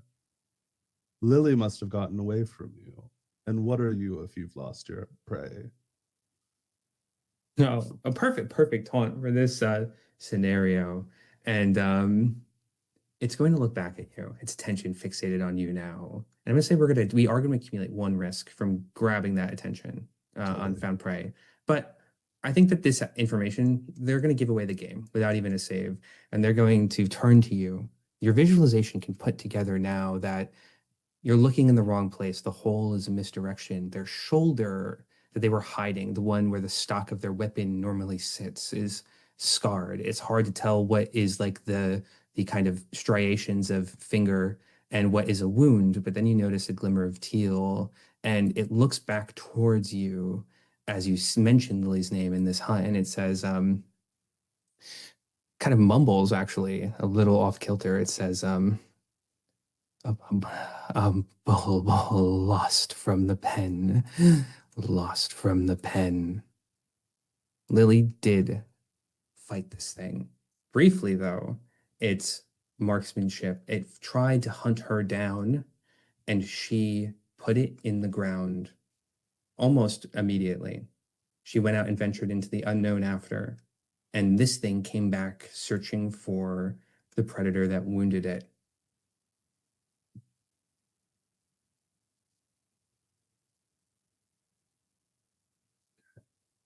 Oh, does that fill out the Lily clock? Mm-hmm. So because I'm in turnabout, I get another dialogue option or action Yeah. on my turn. So you have two Hell dialogues yeah. right now. And can I, let's see. So in this scenario, we've got one more clock left. But Sure. when you're an investigator and you're turnabouting pretty hard, you could just start throwing clocks up on there that you want to just, if you want information, you try and put some things up to knock them down. You know, sometimes you Sure. need more pins than what are on the board. Let's see.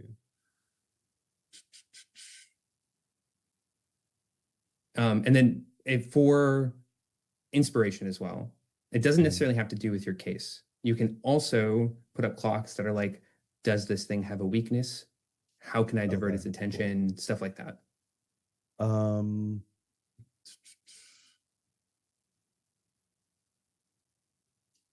I think like because it is not like a perfect hunter, she's like, it's not a complete echo, I think. Is it capable of change? Is a clock she's that's a really, really cool question. I'm going to say that's a 6-section clock capable of change. I think that's such a cool question. Thank you. Not me being like, how do we save this endangered critter? That's so no, literally, awful. I'm like, it's the only of its kind. It does feel like I know, that's a thing. but it's so scary. But I know. And I think she kind of walks closer towards this thing. She's feeling a little more confident right now. She's in her investigator phase. And she picks up one of the carved dolls on the table as she's kind of approaching the beast. And she goes, but I've seen that your axe does nothing to those hounds. Why are you so interested in this material? And I think maybe authority? Yeah, for sure. 100%. Okay. I don't have a great authority. It's I think a -2. Or no, -1. Okay. Okay. A 12. 12, that's going to solve the clock 100%. We pass the DC for the mill clock. And I'm going to say that this dialogue, you say, you said what you said, and they're going to say,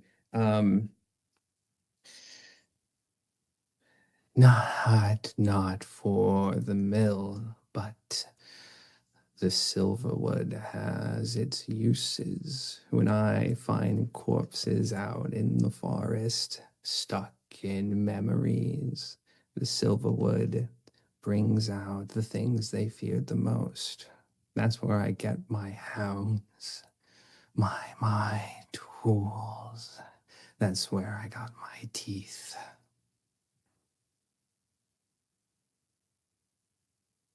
Could I ask a question over table? Yeah. When he says my teeth, is he talking literally like it's something that's empowering him, or is he using that metonymically to refer to the dogs? He is using it metonymically to refer to the dogs. Okay. Yeah. So the reveal behind that clock is that this thing isn't particularly interested in the mill for any other reason. It does like the silverwood, but it's because the silverwood has uses, Definitely. For the corpses out in the unknown. The main thing that brought it here, as you learned, is that it had a scuff with Lily, and it probably hangs in the area because of the deal that Enoch made with it long ago. Okay. Whoa, that's huge. Okay, how are we feeling, people? I think because we just filled in mill, I still have 2 dialogue actions. Yeah. Are there any information points we want to dig into? We do have one really altruistic clock up there. Do we want one maybe less altruistic in case he decides to attack us? Like, how are we feeling? It feels good to know what happens if things go bad. Maybe Yeah. like a trap the hound situation. Ooh, yeah. How can we trap it? I love that. Sure. We want to know trap or do we want to know contain? I don't know if it matters specifically that much, but those are potentially 2 different things. How, Tony, elaborate. How would you say those are different? Um, so I think saying, "Hey, I'm in a container," and "Hey, I have fallen into a trap" are two different things. Like, so to have to trap something is different than to necessarily have to contain it. Now, you may have to trap it to contain it. I think they are connected things, and I also don't know how much I see. the semantics of this matter. But we're also in a talkie battle, and that just immediately makes me tingle as far as how much do semantics matter in any of this situation. It's a tier. It's a tier list. Yeah. Yeah. Not all things that are contained are trapped, Correct. but Sure. ideally trapped things are contained. Hopefully. To a certain degree, because that's the thing, like to a certain degree, yes, but Very good. Thank you for humoring me. Contain what the do you hound's think, clock. Chat? Get up in on that. Sure, contain the how. All right, contain the hounds will be an 8-section clock. What? That's a lost section. Trap the Hound was only 2 sections. Should have done that. Damn it.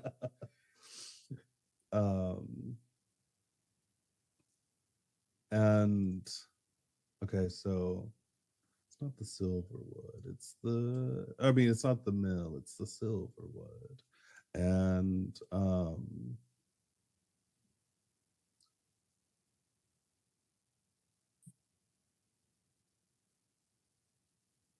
so I kind of feel like my dialogue actions are just interrogating him. Does that feel right, Yanni? Like, is there? Yeah, you can keep interrogating them. You've kind of got them on the Sure. back, but the one thing right now that is kind of giving this opportunity is that it's so fixated on the thing that's trying to hide from it. That you Sure. are kind of in this passive, almost passive back and forward that you can keep exploiting until you run out of Okay. actions. Perfect. Let's see. In that case,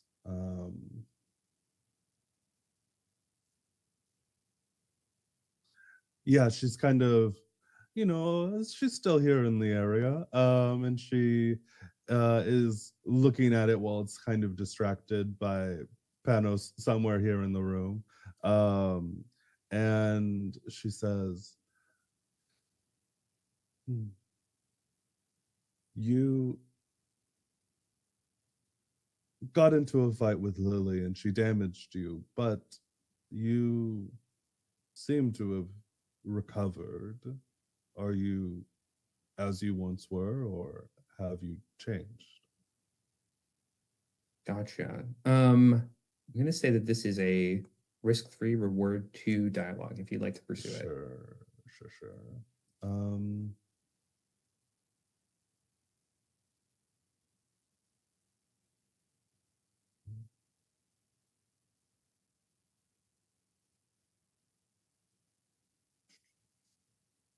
I guess maybe empathy. Yeah, empathy is good. I think that's an interesting check here.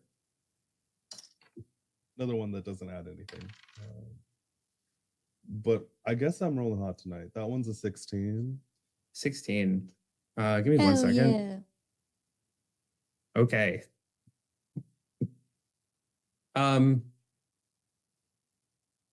Empathy is looking for a heart where they may or may not be one. You try to tap into, oh wait, that's the wrong clock. Sorry, 1 second. Actually, yeah, that feels better.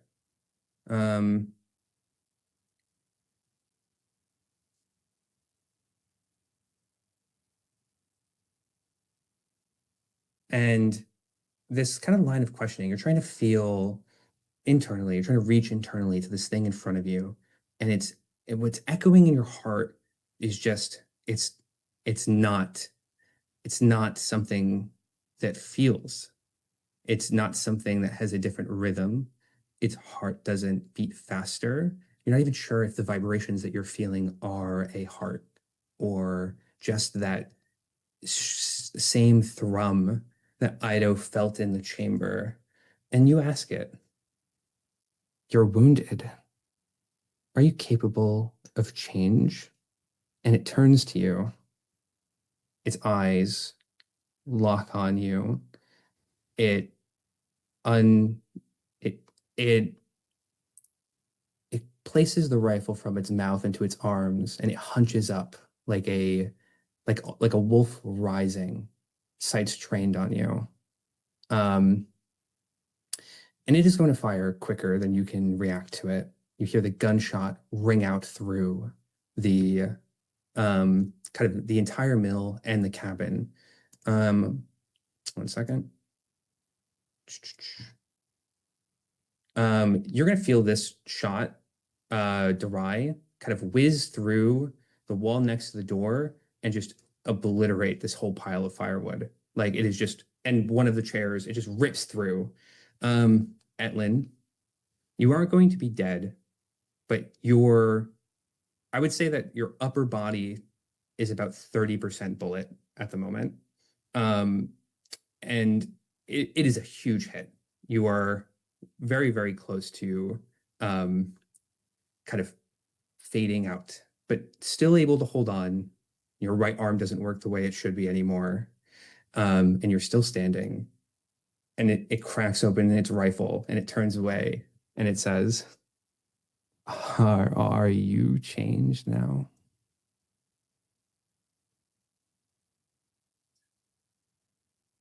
Now, I do have a little tiny bit of question. Yeah. Actually, no, never mind. No, never mind. I'm good. I've never seen somebody God, give he up on shot objective me. to mostly being dead before so quickly. That's amazing. I just a couple Um, little questions. So, my HP, where We're gonna Or say is that- so in okay. tribunals we don't necessarily track HP. We're kind of in Sure, states, sure. but it's like alive, mostly alive, Sure. dead, nearly dead. We're close to the nearly dead territory. Any another active interrogatory violence towards you is going to knock you out. But you're standing. You don't have to worry about kind of bleeding out throughout the tribunal. You are kind of like very, very injured and will need some attention after the tribunal is over. Perfect. I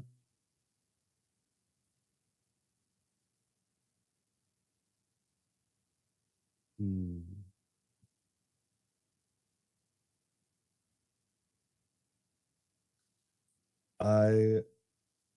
Yeah, she's in a real mood today. I've got my one last dialogue action and I am gonna poke the bear. Hell yeah. She says, oh, this will be fun. What shall this have?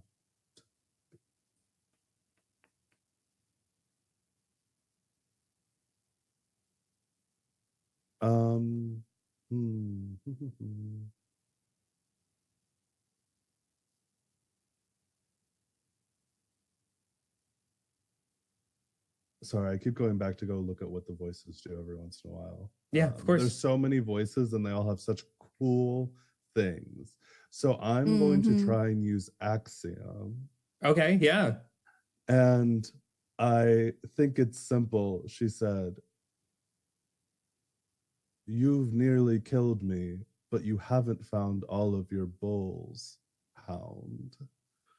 Wouldn't that mean you've given up the hunt?" Interesting. That's very, very interesting. Make your axiom check for me. Okay. I have a +0 on this. Good news, everybody. That was a perfect 20. Perfect 20. Oh, thank God. Perfect 20. Okay. This is the most Oh. blessed dice I have, apparently. You scared the shiz out of me though, because that could have been How like funny a would that be if sarcastic that was laugh. like a Yeah. 1? Sure, Uh-huh. sure. So your axiom is going to say something very interesting. Your axiom is going to be like it's fundamental belief. The fundamental thing it is has changed. It changed with fate. It changed when the river pulled the card and you added to it. But I can't help but feel that deep inside, Etlin, you should not worry about whether its fate has changed. You should worry right now that yours, what is at the start of your train of thought right now, is not this rational belief in truth, this idea that you're an investigator. Right now, it is trying to change you into a carcass, a prey animal, and it will succeed. Now, Axiom is going to say that to you, and it gives you this absolute chill down the spine because the hound is no longer preoccupied with whatever's outside of the window. It is going to kind of on all fours make its way across the room to you.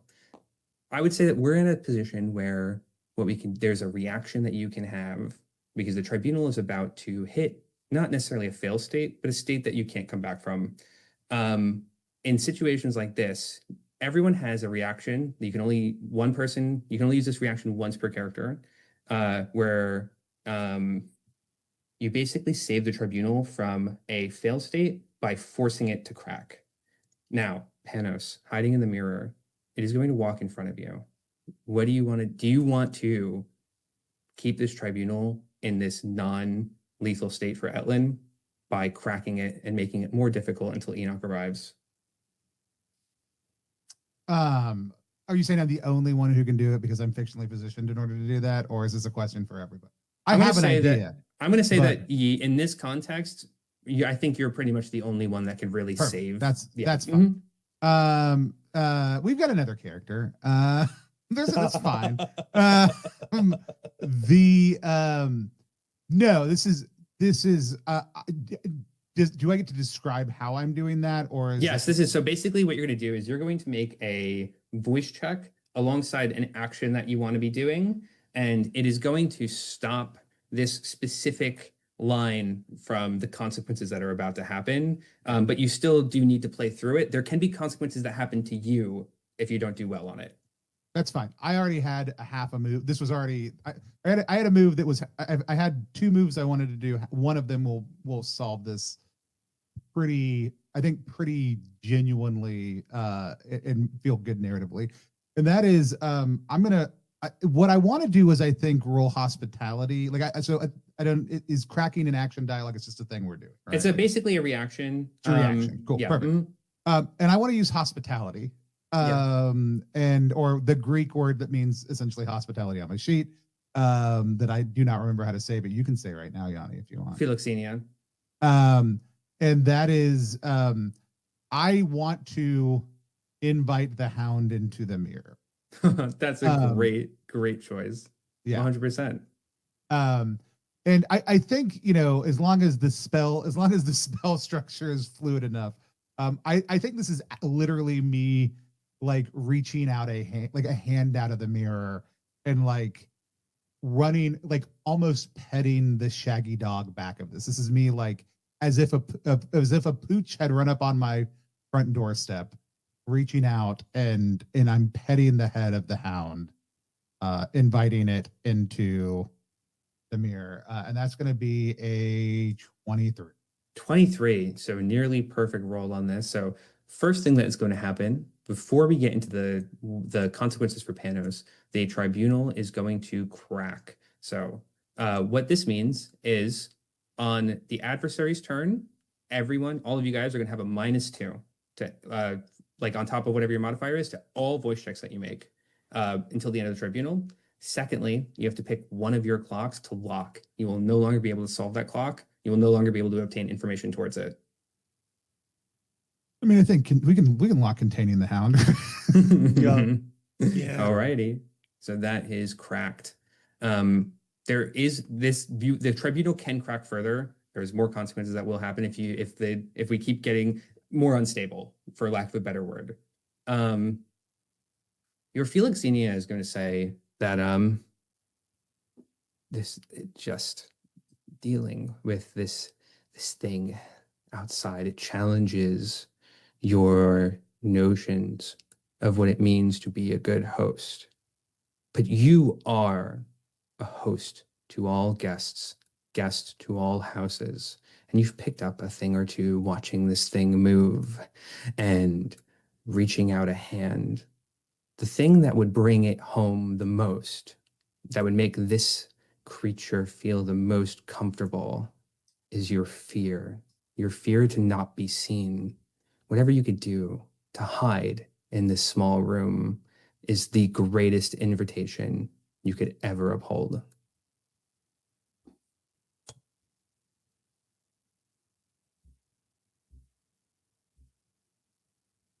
Interesting.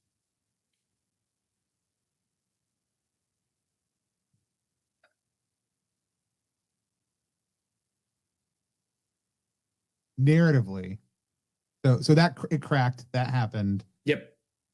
Is our Etlin is not dead yet. No, not yet. So basically, you're in this moment. You're reaching your hand through the mirror. Felixenia tells you that you can decide what you want to do with that information, and then whatever will happen will happen. Yeah. Yeah, I think what we see then is like almost touching the back of its neck to scratch its head like a pooch, and then like that voice speaks to me, and there's like a sudden like stopping and like pulling back into the mirror. That we see kind of take place. And it's an empty void space, but I still move to the back corner of the space. Yeah. Like to get as far away as possible. Yeah. That's yeah. Perfect. Etlin, can you make a conceptualization check for me real quick? Sure. Conceptualization. Okay, that's a 12 with my +7. Etlin, your conceptualization tells you, it says, investigator, you just watched Panos grab its leash with an empty hand. And as you pull your hand back into the mirror, the hesitation specifically just captures its attention. It turns, its ear twitches. It's just so in tune with that anxiety, the fear to not be noticed, the confidence that you had disarmed it, made you the least interesting game to play. The hesitation has made you a wonderful host, and it barges into the mirror with you. It's larger than you are by a decent amount. It fills the first two sections of the room in front of you.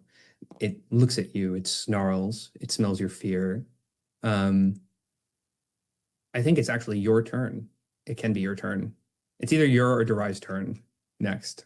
So we can freeze frame at that moment. You're not currently harmed by this action, but you have just pulled the hound into the mirror with you, into this very small space. Darai, do you have a thing you want to do? No, I kind of want to see what you do in the mirror zone. With, I love it. Big Bad. The mirror zone. I am going to like, as a good host, think here are the let's talk about if I want to get real in my feels. Like if I want to recall back, like this is a terrifying moment, but like Panos is a wily people person. Like there's a weird interplay right now happening between like, I want to be a good host and I also want to outsmart this thing as well. Like, and so I know that if fear is the greatest thing I can give it, that even in the moment, like those conflicting things are not going to drive me to fear. I want to recall a time where I've been alone and isolated and afraid, to layer that on top and to draw it farther. Yeah. Is there a good voice? Like I can weave a narrative moment from my past. I'm happy to like pull something out of the ether also too. But is there a voice that we think would be good? Because I don't want to be dramatic. I don't want to fake it. Like I want to. Yeah, I think that the best voice for this, it would be Weil, because it's not just about recalling the fear right now, but you distinctly you want to plant that fear in its perception of you. Cool. Love that. That is only a 21. Only a 21. Do you have a narrative moment that you want to expand on for Panos, or do you want me to describe one for you? No, I mean, I think I can do one. Panos has lived in the loom their entire life. I've seen a lot of people come and go, and I think even just to tug on this like specific narrative that we're in right now, like I want to think about the last person I met before I met the last person I kind of set off into the distance who didn't come back, who I kind of pointed out and gave some advice on how they could navigate Loom. And I think it was a moment where, there was this like young merchant who had come here kind of seeking their fortune. And were asking me like questions about, where they can go on Loom, like different things in the archipelago that they had heard about, asking me for advice. And um, I could look at them and realize that their reach was going to exceed their grasp. And it suddenly crystallized for me like almost every single face that I had seen pass this way that I had never seen come back, that I had pointed in a direction that they didn't, that I knew they probably wouldn't return from, even with my help, even with my support, that I was being hospitable, yes, and providing what they were asking for, but I was providing something that ultimately in the end of the day I'd come to understand was going to not only fail to satisfy, but do harm or end this person's life. And I kind of watched them go off into the distance, I think something inside of Panos just like broke. And I decided that I didn't know how much longer I could do this. And Lily seemed competent and confident enough that I didn't even hesitate to help. She seemed capable and strong and powerful. But the reason I went with everybody else is at the end of the day, like I sent her off and she didn't come back. And I did the thing one more time that I thought I wasn't going to. And I think I just kind of bring the fear of the burden of my own advice harming other people, like the poorness of being a host who offers something that's actually unhelpful. Like I think I pull the fear of all the responsibility of that into myself at the moment to try to pull in the hound. Interesting. So this last visitor that you had, your Weil remembers it so distinctly, this nausea, a sickening abundance off of them, a greed that drove them to the unknown that they will never come back from, the loss, the grief, the knowing and despair that what stands in front of you is a doing a harm unto themselves that they will never realize nor walk back from. And ahead of you, you channel that fear. The thing in front of you has that same, like, you plant that fear into the thing in front of you, this worry, this concern, this sickness to your stomach, this philoxenia type of fear, this need to help. And it's strange. It's a strange thing for this. Um, it's a strange thing for this creature, this thing in front of you to feel. It's attracted to the fear. It kind of does that same empty breathing, sniffing, the same ear twitches as it slowly corners you into the back of the mirror, its fangs bare, its weapons gone, its desire to turn you into a carcass apparent. But the stillness, the hesitation on kind of a almost misapplication of the concept it's trying to pull from you has kind of put you in a position where it's vulnerable parts, it's open and vulnerable in front of you, on top of you. What do you want to do? How do you want to stop it before it bites down on you? So I have two options that are going through my mind. And I will lay them both out, and then we can talk through which one we think would be interesting, or mechanically how each one would work. I'm going to assume this thing is made of a similar thing to what we've seen all the animals that are made of.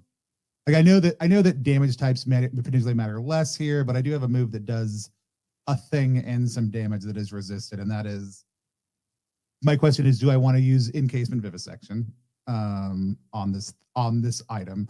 And I don't know that damage type will matter because we're not in an engagement mode. Mm-hmm. I might just have Noda fucking shatter this mirror and pop us both back out into the world. Those are the two options of, because honestly, like, I mean, I could listen to an internal voice also. I could talk and do observation, but I think in knowing the dire reality of what's in front of me, those are the two things that I think Panos would go to as probable options and be weighing in their mind at the moment, and they would have a better understanding of how all those things would theoretically work. Though you don't have to tell me precisely which one's better. Any insight as a game runner into that? Yeah, so a couple of things. One is it does seem to command the hounds outside, but like you learned from the who, what are they? This thing has no comparisons really. It is just a genuinely unique thing. Cool. The frame of reference you have for it is very different. Two, in case with vivisection is really cool. I love that spell. I think it's a good option. There's a lot of stuff that you can do with transposition. You can use Noda you can cast it on the hound and blip them into the silver and green, or blip them out of the mirror. You can cast it on yourself to blip yourself out of the mirror and then kick the mirror over. You can have Noda cast it on the mirror and knock it over. In the spell list you gave me, Transfiguration, which I think maybe what you're talking about. Yeah, sorry. Is only listed as use cases engagement. Does it matter? That's a mistype because I had to hastily write that spell. That spell should be useful in a tribunal because it's also a displacement. Well, that would have changed the other things I would have done earlier, but that's also totally fine. Mm-hmm. Because I do like that as an option also. Sorry, what was the other thing that you were saying that I could have swore that we were just having Noda break the mirror, because that will throw both of us out of. Yeah, that also works too. Sorry, I thought you were talking about casting. It doesn't have any spell limitations on it. Yep. Noda can run up and just horse kick the mirror and it will break. Yeah. I think I want to try Encasement Vivisection. I don't think it's the better of the two ideas, but I think I want to use it because I think it's more interesting. Okay.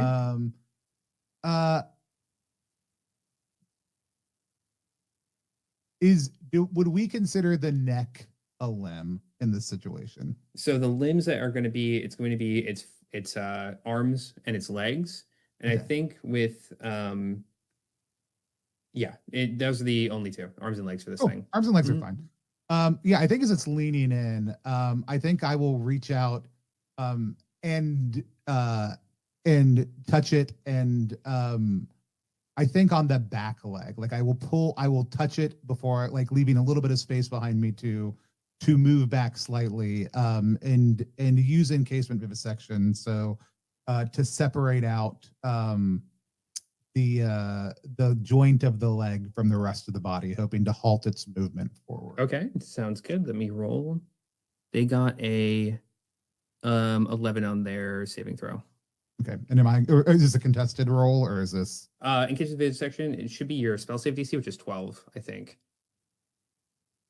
That is what my spell save DC is. That means they were not successful.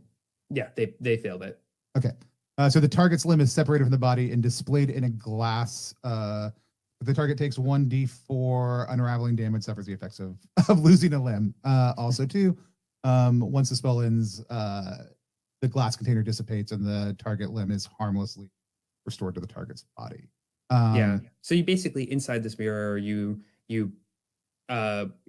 take their hind leg and you separate it into kind of like a segmented glass cloche, almost like what you would pin bugs into. As it kind of becomes completely inarticulate, the hound kind of stumbles forward, and you use that brief moment of unbalance to kind of slide in that gap that you've created. It struggles to turn. It walks lamer than it did, but it can pull itself kind of scarily fast with its front arms. What do you want to do once you're outside of the mirror? It does seem like a good thing to go ahead and break the mirror at this point in time, just for the extra fun of it.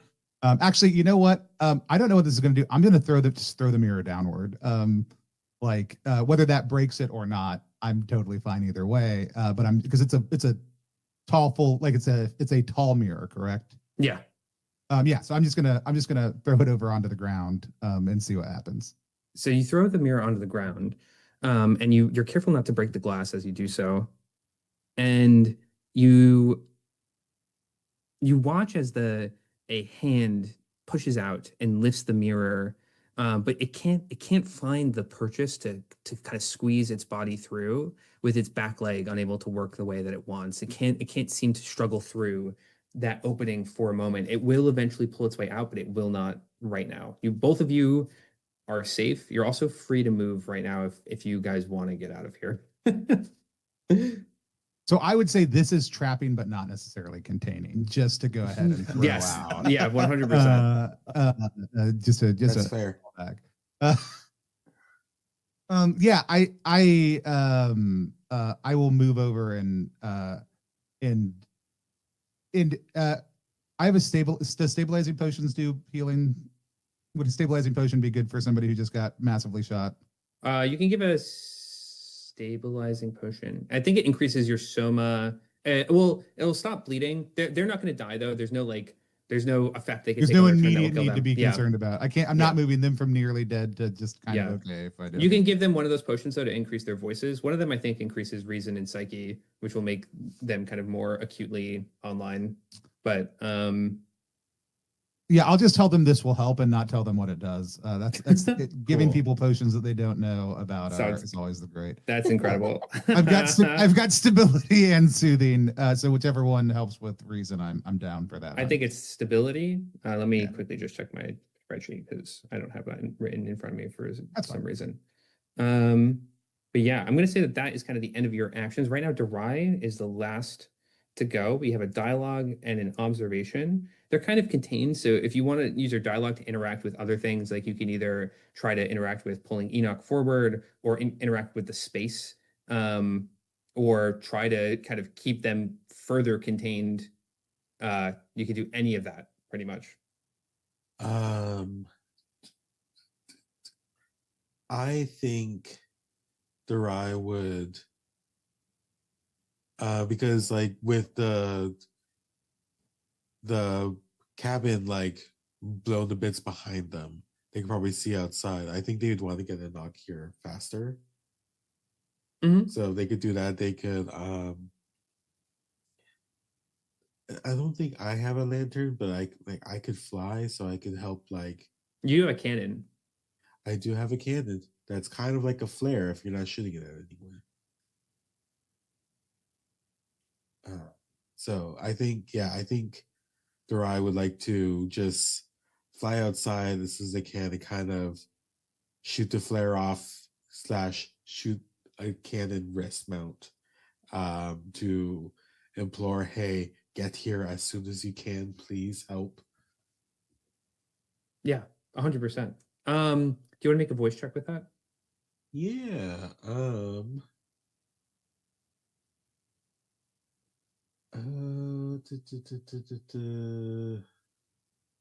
Trying to think what would be good for this. This is a pretty direct action as well. So you're going to probably have the success. You're going to definitely have the success without necessarily commentary from a voice, but a voice can always reveal extra information if you'd like it to. If there's something that you kind of want to do in tandem with it. I'm thinking like I may be thinking like authority, just simply because like I'm trying to get out there and trying to like get them here to command the situation. Mm-hmm. For sure.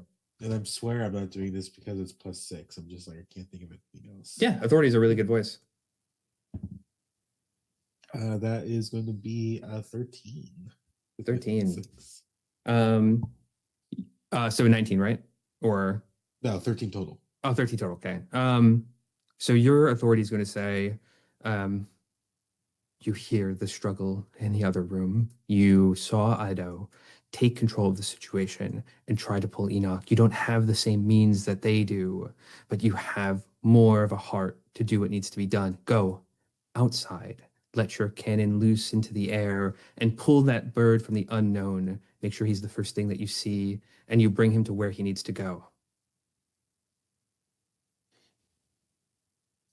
And yeah, I think Durai follows that voice like instinctually. Yeah. And does exactly that. Perfect. So I'm going to say that we're one away from Enoch arriving with that check. So at the start of this next round, they will come from the edge of the forest. You have an observation left. Is there anything that you want to investigate here? Now, on the outside of this cabin, is there anything that I could see from either around the cabin or from above that I have missed, or that could be very pertinent to the sound?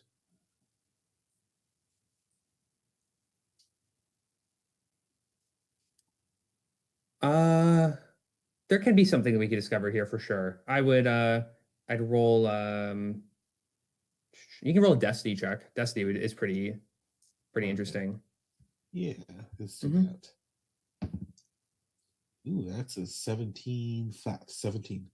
17. Your destiny is going to say, as you fly up to the edge of the forest, there's a cut in the storm ahead of you, a call of your pursuit, of your purpose, of the reason for being here, this glimmer of warm light, not the lantern that hurriedly runs across the tree line towards you, but on the very edge of the horizon, you see the glimpse of a cliffside, a kind of these ruins of a tower, and most importantly, a warm sunset. And you feel like that's it out there. You know that you are close to the person that you must find. She's much, much, much closer than you know. You are much less lost than you believe.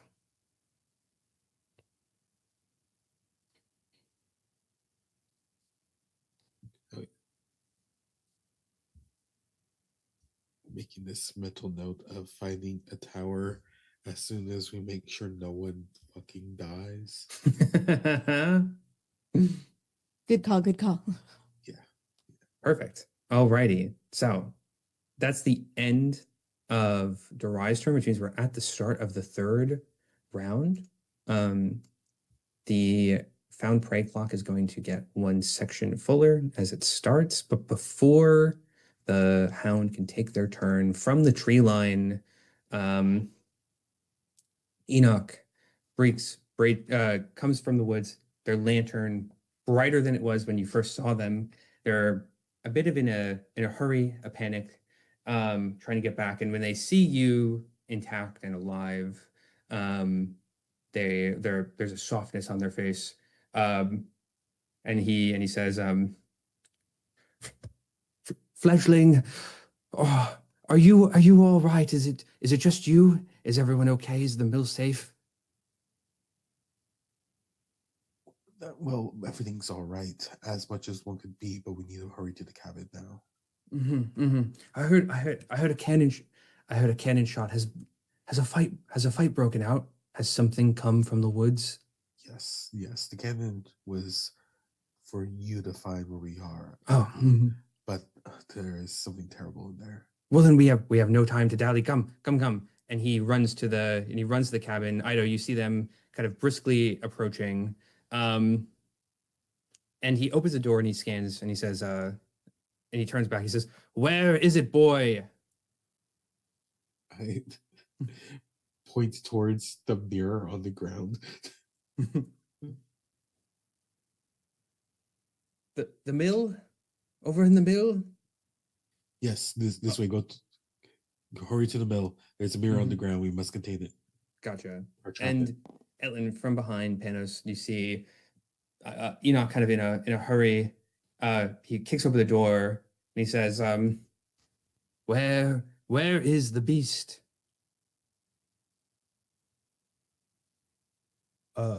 He's in the mirror. The mirror. What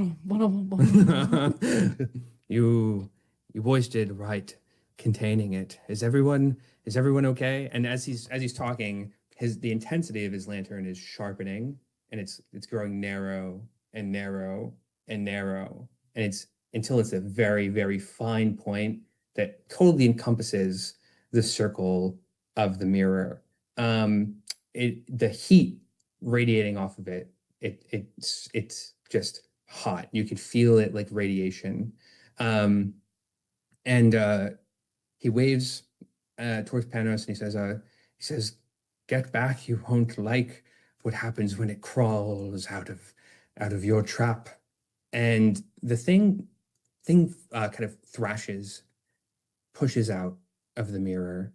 It kind of enough force happens where it flips back over and it crawls. And as its hand reaches out, the mirror kind of harmonizes this echo. It exposes what is beneath the shadow, what's beneath the darkness, and you see the turning kind of scarred flesh of hands that are holding this figure together. It cannot avoid its nature in the darkness. It cannot avoid the whisper that it is, that it seeks to be, as it has reverberated. Right now is the most kind of non-conceptual it's been. It's vulnerable, and you all have a choice to make. You can we can keep going in tribunal where there is, it has a higher means to enact violence on you because that's its nature. And this is more of a social combat. You can keep trying to get information from it. We can go to an engagement where you can try and do as much damage as you can to it before, or as it tries to kind of get out of this horrid situation. Or we can go into Tales and we can kind of narrate this scene as it comes down, and we make a couple of voice checks and see what we learned from this encounter as Enoch returns. Up to you guys, how you want to resolve this tension fully.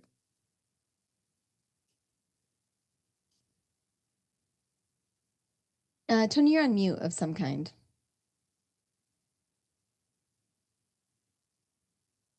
A fancy mute.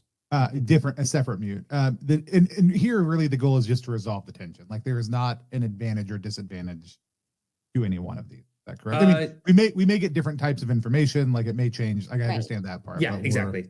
Yeah, it's basically how do you guys want this, like, kind of the bow on the story to tie up right now? Do you want to keep pressing for more kind of information about this thing? Do you want to kind of enact some violence on it, or do you want to kind of like progress the story beat in a brisker way? I vote the Tales section of it, but I do want to hear what Dusty has to say, just because Dusty didn't get to do the more engagement piece of gameplay. So I would weigh heavily what they would like. I honestly, despite how much damage they have done, I don't really want to enact violence on this thing. Okay. I am leaning towards Tails as well, because I feel like with everything on it, it's just going to be kind of like beating a horse at this point. So yeah, I think the only reason I would say push tribunal would be like to find out, and this is maybe a question we should have asked, can we figure out like where it fought Lily? But I also think, given the stakes of where the clocks are at right now, I don't know that that's a. I would say that by solving this Lily clock, you kind of put that together. So basically, the full scene that happened is Lily was outside here. She shot one of the birds, and then she turned towards the woods and she unleashed some horrid spell that pretty much down and outed this thing in a single shot. That's embarrassing for it. Yeah. Yeah. Truly. How embarrassing reaction. Cool. I'm fine with it. I'm fine with any then. So Tails, it sounds like, was what we're headed to, unless Etlin, did you But want Artie also does like the investigation-y stuff. So if they've got anything up their sleeves. It's a secret third thing where suddenly I think we should do an engagement. No, I'm just kidding. You were the one that got shot, to be fair. Totally. Yeah. Do you have any more? Do you have any more tribunaling you want to do? Because this is a spotlight moment for your character. I think I'm okay. I've gotten a lot of good tribunal stuff in. I think that where we're at now, like, I think Tails feels appropriate. You tribunaled so hard it almost killed you. I mean, like, literally. Yeah. 30% bullet. Yeah. So when Tails you tribunal too close to the sun. All right. So you guys return to Tails, and the hound crawls out of this mirror, and Enoch shouts, back, beast, return to the unknown from whence you came. And the gaze and the hot heat of the light, he just guides it, like pushes it, the overwhelmingly just leads it up those stairs and out the window, where briefly he gives just a little bit of chase to make sure it is gone and disappeared in the woods before turning back. And he says, you did all right. Good heavens, I'm just glad that you all are safe, and in mostly one piece, except for you, Etlin. But here, come into the other room and we can patch as much of you up as we can. Thank you. So you guys, he brings you back into the cabin. You know, there's like the big rifle shots that blow through the mill, but it's just like kind of almost, it's none of it's structural damage. You did protect the mill in a very competent way. And he sits at the table patching you all up, and he says, well,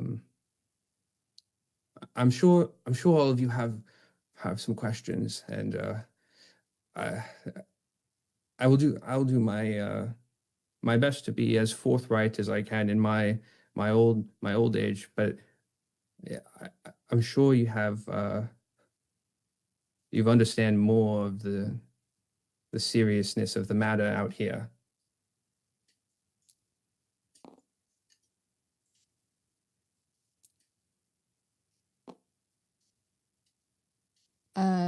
Ida's gonna look around at us as we're, getting it back together. Mhm. And it's gonna pat Darai on the arm in a thanks, buddy, almost got kind of way. Before turning to Enoch and I guess just like straight up asking, what the hell did that thing want with the mill? Oh, the beast looks for the silverwood, the reminiscence that is ground down. He used to be, I don't want to say harmless. He dealt in the dealings of corpses more than anything, but the more that he finds out in these woods, the more he hunts, the more he finds his purpose. Each time he comes back a little changed. Surprisingly, not a little changed like the other things in these woods. He kind of consistently stays about the same. It's just, More so. more focused, I think is the word for it. Yeah, more of whatever he is comes back. You know, first he was a hat, and now look at him.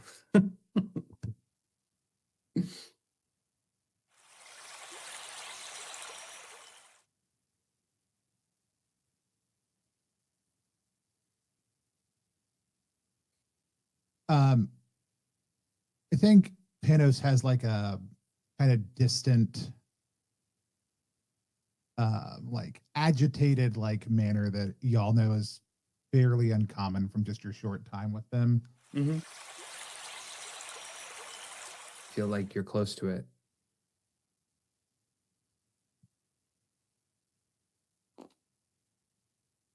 So I don't know.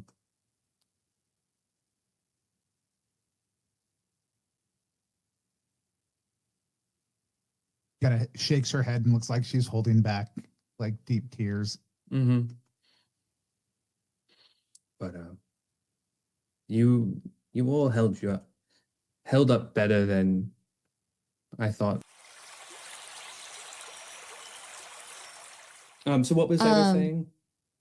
Yeah, so based on Panos's kind of question and the response and watching this guy, first of all, I'm like, I think Ido is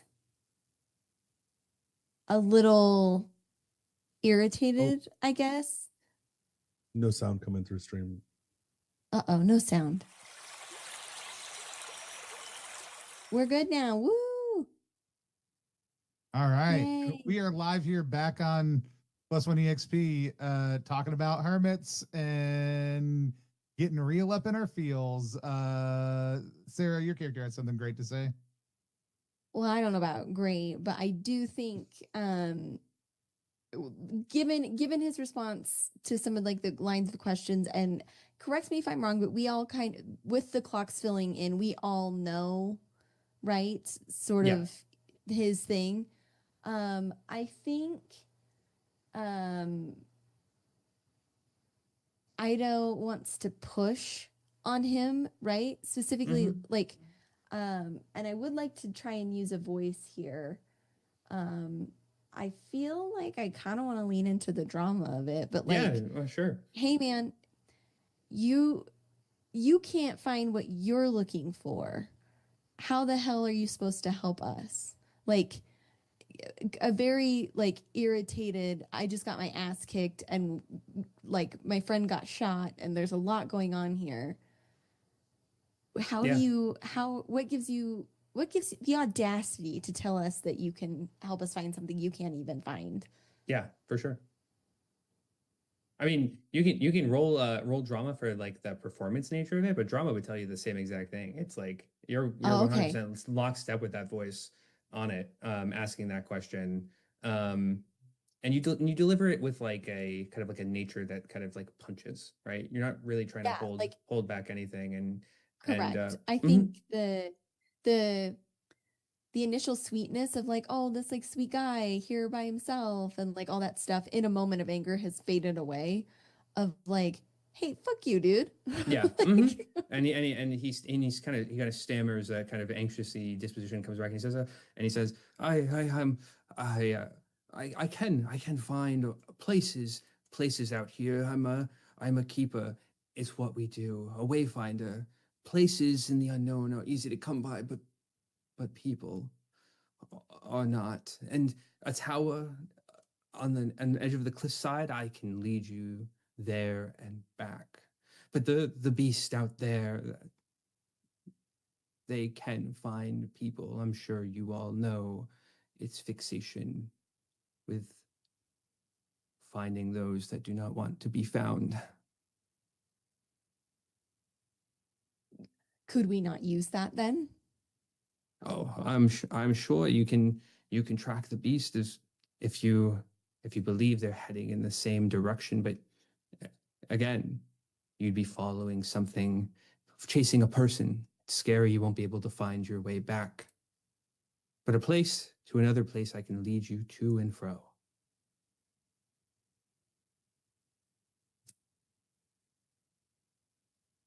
I'm gonna look at the rest of the party and just kind of shrug.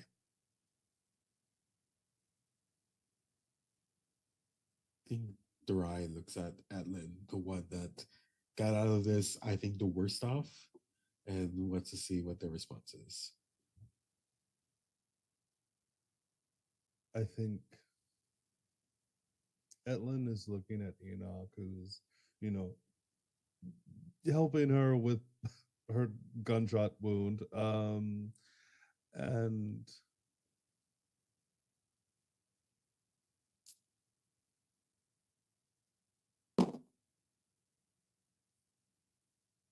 I think that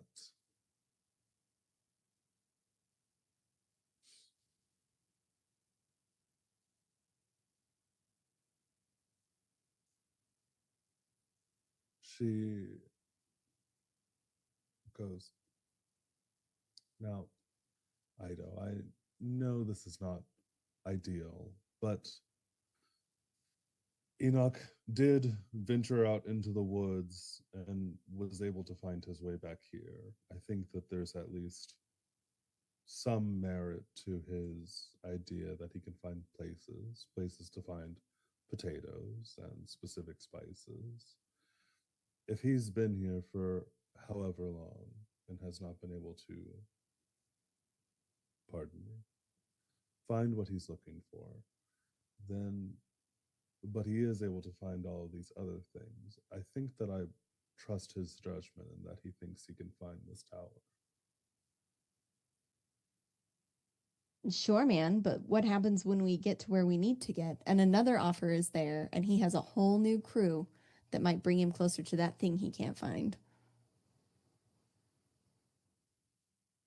What then? She's going to That's the turn to price of Enoch and finding say, Lily, would you isn't make it? another deal with the devil? No, no, I think I've quite well learned my lesson on dealing with that beast. I mean, haven't you all? Did you not make a deal yourselves?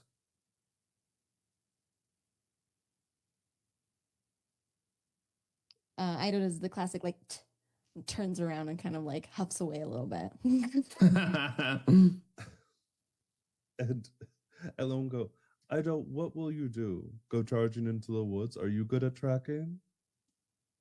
Well, I don't know. I haven't tried yet. Maybe I am. Oh, you haven't tried yet. So you think that you're going to be able to walk into the woods that make you forget things and turn people into trees, and you will just simply find Lily because you want it, as opposed to this man who's been here for however long and still can't find his daughter. You think you're special? Of course I am. If any of Hmm. us has the tenacity for it, it's me. But that being said, I'm also reasonable. I just, I mean, you got shot for fuck's sake.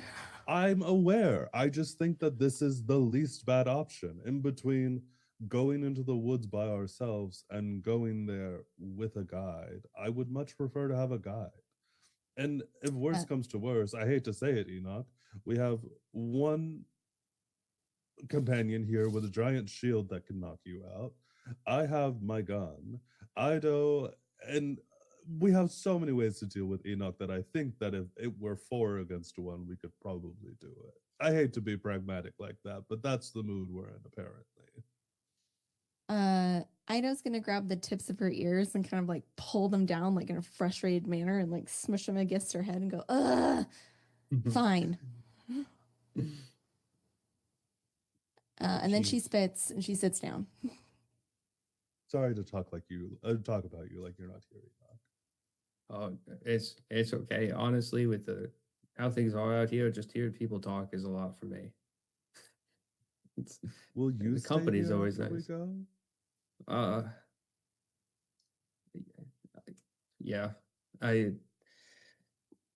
I don't really have anyone looking for me, and I still have things that I'm looking for.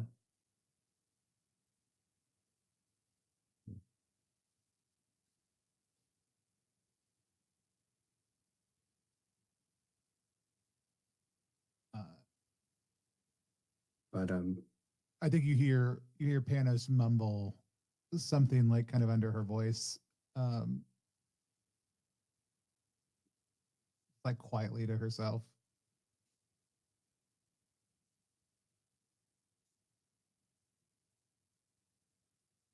oh, just like something nondescript or Yeah, like it's very okay, obvious gotcha, she gotcha, said gotcha, gotcha, gotcha. it's very obvious she Um, said something, but yeah. it is undiscernible. Mm-hmm. And Enoch's gonna feel the tension in the room a little bit, and he says, you all have been wonderful guests, and I'm going to make sure that you come back safely. Investigator, you should be good, patched up well enough to be on your feet. We can go to the edge of the forest, and I will use my lantern to guide you to the place that you would like to go to. Stay on its path.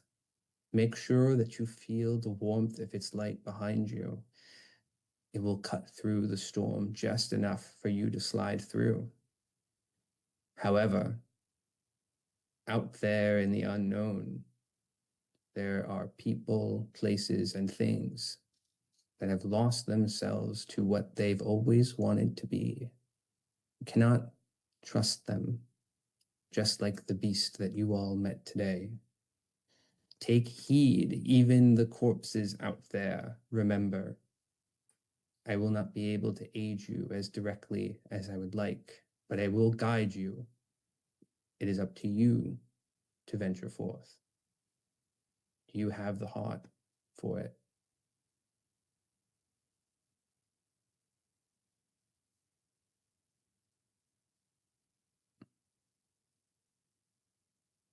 Ido looks around the room and at the party and goes, damn right we do.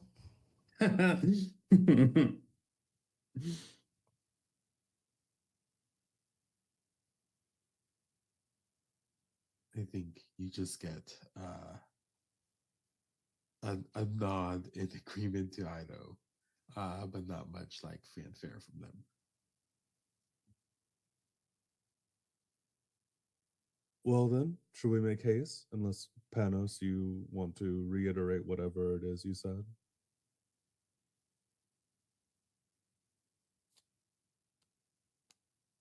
And just looks straight at Enoch, says,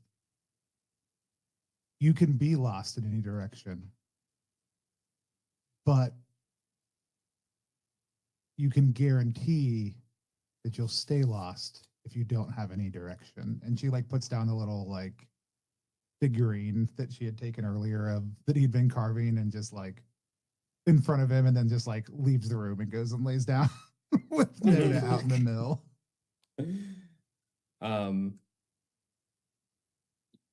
You kind of they don't really have a rebuttal. They speak a lot with their eyes in this moment. They kind of have been prodded open in a way that they never really wanted to be, and they don't like being vulnerable. The same way that Ido picked up on earlier. He can't always say that he's been a good man, but to the people that find his way here, he tries to be, and it hurts him to see them hurt like this, to see them kind of force themselves upon this sad space that he's made around himself. Oops. Alrighty. I am going to, so this is like the end of part 2 of the unknown. Next session, we're going to go and venture out into the forest and see if we can find the friend that we're looking for. And as a teaser, the way this works is that we're going to draw 2 cards from the tarot deck. And when we do, one is going to reveal the encounter, and the other one is going to reveal the place the encounter happens in. If you want to change fate on these as well, it will change the place and not necessarily it kind of changes both. It does a little bit of changing for both, but the place is the main thing. And eventually Enoch will guide you to the destination. There's just a couple of encounters on the way. If the tower gets drawn at any point in this process, you will instantly be brought to the place that you're looking for. So this first one is the Knight of Cups and the 4 of Swords. So next session, we're going to start with the memory of sickening abundance in the unknown. We'll learn about the place when we get there. Love it. Oh yeah. Awesome. Hell yeah. What do you guys think of the tribunal? I feel like we were bad at it. I don't know. I don't know that we were. I don't have any context, but it felt that way. I think we got it in the end. Yeah. Mm. Yeah. Let's do some stars and wishes around it. But yeah, I would love to hear people's thoughts, especially like Artie. This was. There's a lot on you in this one, right? And you have a very different mode of play. I would love to hear your take, kind of like before we dive into everybody else's experience of it. Okay, so stars real quick. I'm gonna go around for people. Dusty, I loved that Dorai's first action was trying to be a defense and like doing it by offensive, like kind of wrestling away that gun. But I think like it's cool that like you hopped in today, kind of ready to hop into a new role and like be the bulwark. I think that you did a really good job, kind of helping finish off the Enoch clock, and like I don't know, you were very ready to go, and I love that. For Sarah, God, that the ending tales, incredible. The drama, I loved it. I was like, there is this weird line where it's like, damn, I love Enoch as a character, but like, God, he's got to change something about his life. Like the life he's living is not the one that he should be living right now. You just want to shake him, you know what I mean? Exactly. And so kind of giving him sort of a glass of wine to the face. I loved that. And Tony, thank you for saving me. I think pulling him into the mirror was such a cool idea, and was like the perfect kind of like stopgap to get where we were in that moment. of like we just need to redirect him for a second while we get Enoch here, and I think that was like a very smart idea. Hiding in the mirror in the first place was a very smart idea. That was great. Yeah, why were y'all other places? Everybody should have been in the mirror. And so, Exactly. And Yanni, this was cool. I think that like before I get into stuff specific about Tribunal, I think that like it was interesting the like choice you made where suddenly he's on all fours carrying the rifle in his mouth. It was like such a bizarre, like in my brain for the past week, I've been kind of imagining this guy as sort of a bandito type, kind of Yeah. like cool and suave. And then you did that, and I was like, oh, he's a fucking monster. This is a Yeah. feral beast. he's a I dog. love that. It was so cool. But yeah, like feeling stars wishes. I Tribunal was really cool, and I think it will be interesting to try one that's like a little, because obviously, like you said, this one's set up to kind of teach the form. Yeah. I think it'll be interesting to try one that is a little more spur of the moment. Yes. Of like we're pulling for the river and like all that good stuff.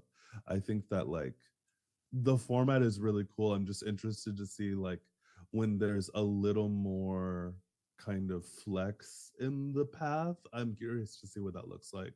Yeah. And yeah, just like generally about the Tribunal, I think this was like it the role for the investigator is so interesting because it's like when you look at the text of like what's an observation versus a dialogue move in the quick start, there's like a pretty like specific delineation in terms of like what the effect you're trying to do in the scene is. And so it was interesting to like have that moment where I had changed fate with my card with the hound coming in, because it was like, oh, I think he's found me immediately. So I can really lean away from trying to make dialogue options as I'm just kind of exploring the scene right now. And it is interesting to kind of be in that weird space of just like it is a very specific kind of like mechanized role play of focusing just on the observations as the investigator and like sneaking in those corroborations. Mhm. And so this was so cool for me. I had so much fun. But Oh, I'm really, really glad. And also on that too, this one is like a bit of a tutorial tribunal where you're only focused on like half of the kind of engaging part. So like in most tribunals, this one it's all about obtaining information and not dying, which is like it's really, really good to understand how all the clocks work. And I love this tribunal. It's threatening in a way that's very fun. And every single way that this tribunal has played out has been exceptionally different from game to game on how pretty much everything has happened. But most like the other tribunals that I run in like the games that are more long form or not like tutorial based games are like deeply political and deeply ideological. So like Lionhearts, Fools, Investigators, they love like being in positions like kind of like a Trial of Joan of Arc type thing, or dealing with like there's a characters called like revenants, which are like psychological operatives that are hiding in plain sight. And there's a lot of tribunals that are based around like them trying to get information out of you, and you have a tribunal sprung on you and you don't even know how bad it is until the mechanics start unraveling in front of you. There's a lot of like very, very cool stuff. I'm really excited. I hope one day I get to run one of like the more high politics ones for you guys. I think you'd have a lot of fun. But that's me. That's all my stars, wishes, and feelings. Awesome. Sarah, you want to go next? Yeah, I would love to go next. Tony, what the fuck? You just like pulling out this like deep narrative of like, yeah, I've sent people down the wrong path before. And I'm like, what is happening right now? And why do I feel it in my body? That was beautiful. And even just like the subtleties of panels, like the way my jaw dropped was like, was it worth it? Ah, so good. So good. You did a bunch of weird stuff in the session that was like incredible. And like the visual of you not touching the creature, but just pulling it in with your fear of like letting people down and being a bad host. So cool. So wildly cool. 10 out of 10. Loved it. Um, Dusty, it was so fun to have you join the table. And again, to like Artie's point, just like jump right in and just like, this is what we're doing.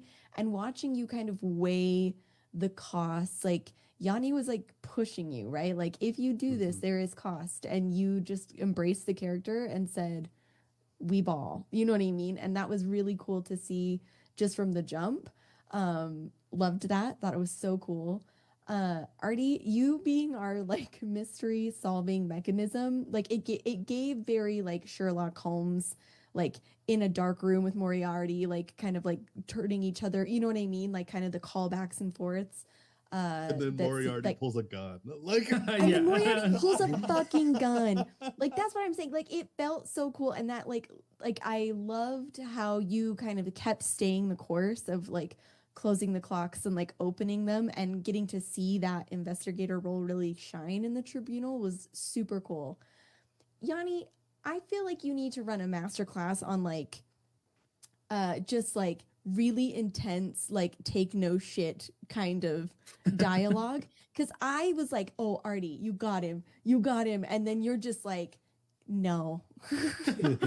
I'm taking it and turning it around and I'm throwing it back at you like 500 miles an hour. The exposition and the like the tone of the creature was like legitimately terrifying.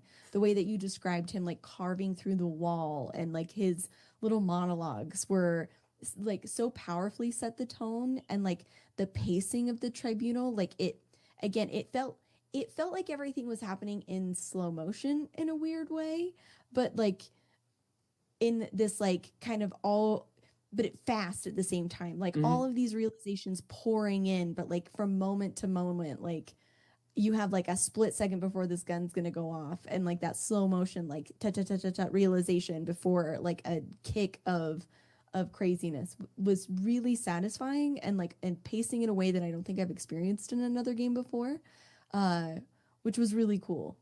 um Wishes that I would have. I'm excited to see more what Durai brings to the table. And I'm excited to try more voices. We saw some new ones kind of get pulled out through this process, but there's so many. And I love how they change kind of the direction of what you're knowing and how you're responding to the environment. It's like every time we get a new one, I get so excited. I'm like, what's this one gonna do? So that's I'm excited for more voices at the table. But like truly, this was buck wild. Oh, thank you so much. I'm blushing. Thank you. Yanni, Dusty, either you all want to go? Sure. I can go. Uh, I want to say, Ellen, I love the investigator vibe. You played it very well. It's definitely like what I was saying. It's giving me Sherlock by way of Constantine. Mm. With the way you're very like engrossed in like the weirdness of everything that was happening. It was great and just like yeah, I became 30% bullet, but maybe I should poke the the beast again. Iconic, truly. Uh uh Sarah, I really loved the moment with Ida where you just needed to figure out more about what the strumming was. You're attracted to it, and then you just figure out like what you really like jumped into the unknown, and that was such a good beat. And figuring out where this creature was from, and it all tied it together. And just like I like this like little punk, this punk ass kid. They're great. You really played into that at the end. Was just like really, like how why are we even here? Why are you even here? It was good. It was good. It was good. Thank Uh, you. Tony, you threw everything at the wall and caught it. The jumping through the mirror immediately, just like just throwing everything into this immediate weird state of chaos, but like positive, and trapping this creature in just like the death box of a mirror, and it's like it's really leaning into the magical chaos that this kind of character I think is like supposed to bring, and I loved it. And I love when someone like chooses the magic and goes so hard on everything that they could throw at it, and he showed off so much of like the encased vivisection where was so cool. I did love the question. I think you should have counted the neck as a limb, IMO. I think that would've any been joint great. should be fair game. Yeah. So If you want to get the thumb next time, I think that counts as a limb. Um, maybe once I level up, I'll unlock Mm. neck. And so neck is next. Yanni, I really loved how you lean into each of these voices and explained like what they were feeling. Like I think choosing the monomyth for what I got to do with this beast was so good, and really just flipping the table on us like at every moment we could get, like always kept us guessing. This beast was nasty, positive but nasty. uh as like as far as wishes, I really like this tribunal play. I would love to see more. I think an engagement, seeing like everyone really pop off would be cool. Also dangerously dangerous, but that's what these short series are for, to get sicko mode. So yeah. yeah, I having a great time. I have so many stars. Everybody played kind of a facet of the tribunal that I absolutely adored today. It is always so much fun to see an investigator pop off in a tribunal, just cascading clocks. I love the way they used the rebuttal. I loved how quickly we got into turnabout. I just the whole like pushing this like completely unknowable thing in front of you until like it shoots you is really really fun, or finding where the corners of what you can push and what you can't push is super fun for me. Ido, the putting your hand on the gun is one of the coolest ambition character moments you possibly could have done in this situation. I appreciate how hooked in you are to how your character's like disposition works and how you want to play them, because that was awesome. That was so cool to do. Also, the way you used unknowing, Durai as well. I love when the bulwark gets physical in this tribunal, because this thing is overwhelmingly violent and difficult to deal with, and the mechanics want you to hide away from it to keep threat down. But the bulwark has like this almost like kind of patriarchal like or like parent type role in the group, just by the nature of how their class works. And every time a bulwark gets violent with it's always like an overwhelmingly difficult thing to keep yourself together. But as long as you can take the pain and no one else can, I love playing characters like that, and I love seeing that interaction go back and forward. You did such a great job. That was super cool too. And Tony, I think you played the tribunal unironically the best. Everything that you did was a really, really great decision. The moving parts around it were just like a little too chaotic, but laying the place between silver and green, the perfect use of that spell, the way you were using your familiar to get information where you could redirect the attention, the back and forth that you guys had, the way that you did the crack as well. This tribunal can spiral really quickly. I've had a couple of playtests where like we had two characters down and out by the second round, and I think that the way that you played it was most of like what this tribunal is expecting from your characters. There's just so much happening on the periphery, especially from being into like each building instead of just one of the buildings. It created a really really great tension, even if you didn't get to utilize like the maximum awesome stuff that your spell list can do. I still think the moment of like the way that you pulled them into the mirror was super super cool. Yeah, it was fun. All of you guys did super awesome. My wishes is I'm really excited for the end of the story. It's just very personal to me, and I don't want to talk too much about it because I'd love for you guys all to experience it. The encounter that we drew coming up is one of the most evil encounters I've ever written. So I'm excited to put you guys through that. The Memory of Sickening Abundance. I playtested it twice. My players said it was horrible. So I'm just Oh my god. I'm so Love that. excited for you That will guys put to it on play display for the world. Yeah. This is such a frustratingly challenging encounter, but in like a really really fun way. I'm so I'm so excited to see what you guys do in it. Yeah. So those are my wishes. Incredible. Perfume Bat, give us secrets about what's coming up in it. They said they play tested it and it was awful. Awful. Twice The awful. yeah, I love that the chat. I love the chat agrees. It's going to be horrible. Let's Um, go. Awesome. Yeah. So So yeah, when I even say I feel like we did terrible, I don't think anybody. I don't even think I did a bad job. This is probably the first time. Like I remember sitting down to play GURPS Fourth Edition for the first time when I really got into role playing games. Sarah knows it's my deep love. Anyways, I remember like the moment of flexing those muscles for the first time, right? Of like sitting down to play a game for the first time. And whether it's a rules like game or a super heavy game or whatever it is, like the first time you sit down to play in a game or playing a new mode of a game, you like there's a level at which you're like, I'm not sure I can do this, right? Like, and then you have to lean into it. Like it's the only way. And then everything happens, right? I have played, I'd have to go back and double check, but I have probably played well north of 300 different game systems. It is very rare that I hit a moment in role playing where I'm like, this feels like I'm having to use new muscles that I have not used before. And that is what it felt. That's what it felt like to do the tribunal thing, right? Like there's a level of like the encounter has familiar trad style system mastery and build moments, right? Like the tails section is light, is almost FKR. It's very, like there's roles happening, right? But we're just only doing it for deeper insight and like arbitration purposes when absolutely essential. Usually it's hey, we're going to draw some cards or we're just going to talk through it, right? The tribunal had a really distinctive feel to it that it was very clear, like, oh shit, this is a totally different type of system mastery.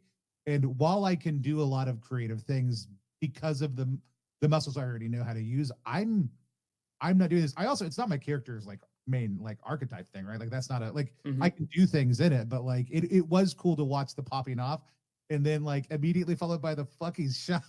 What the hell are we gonna do now?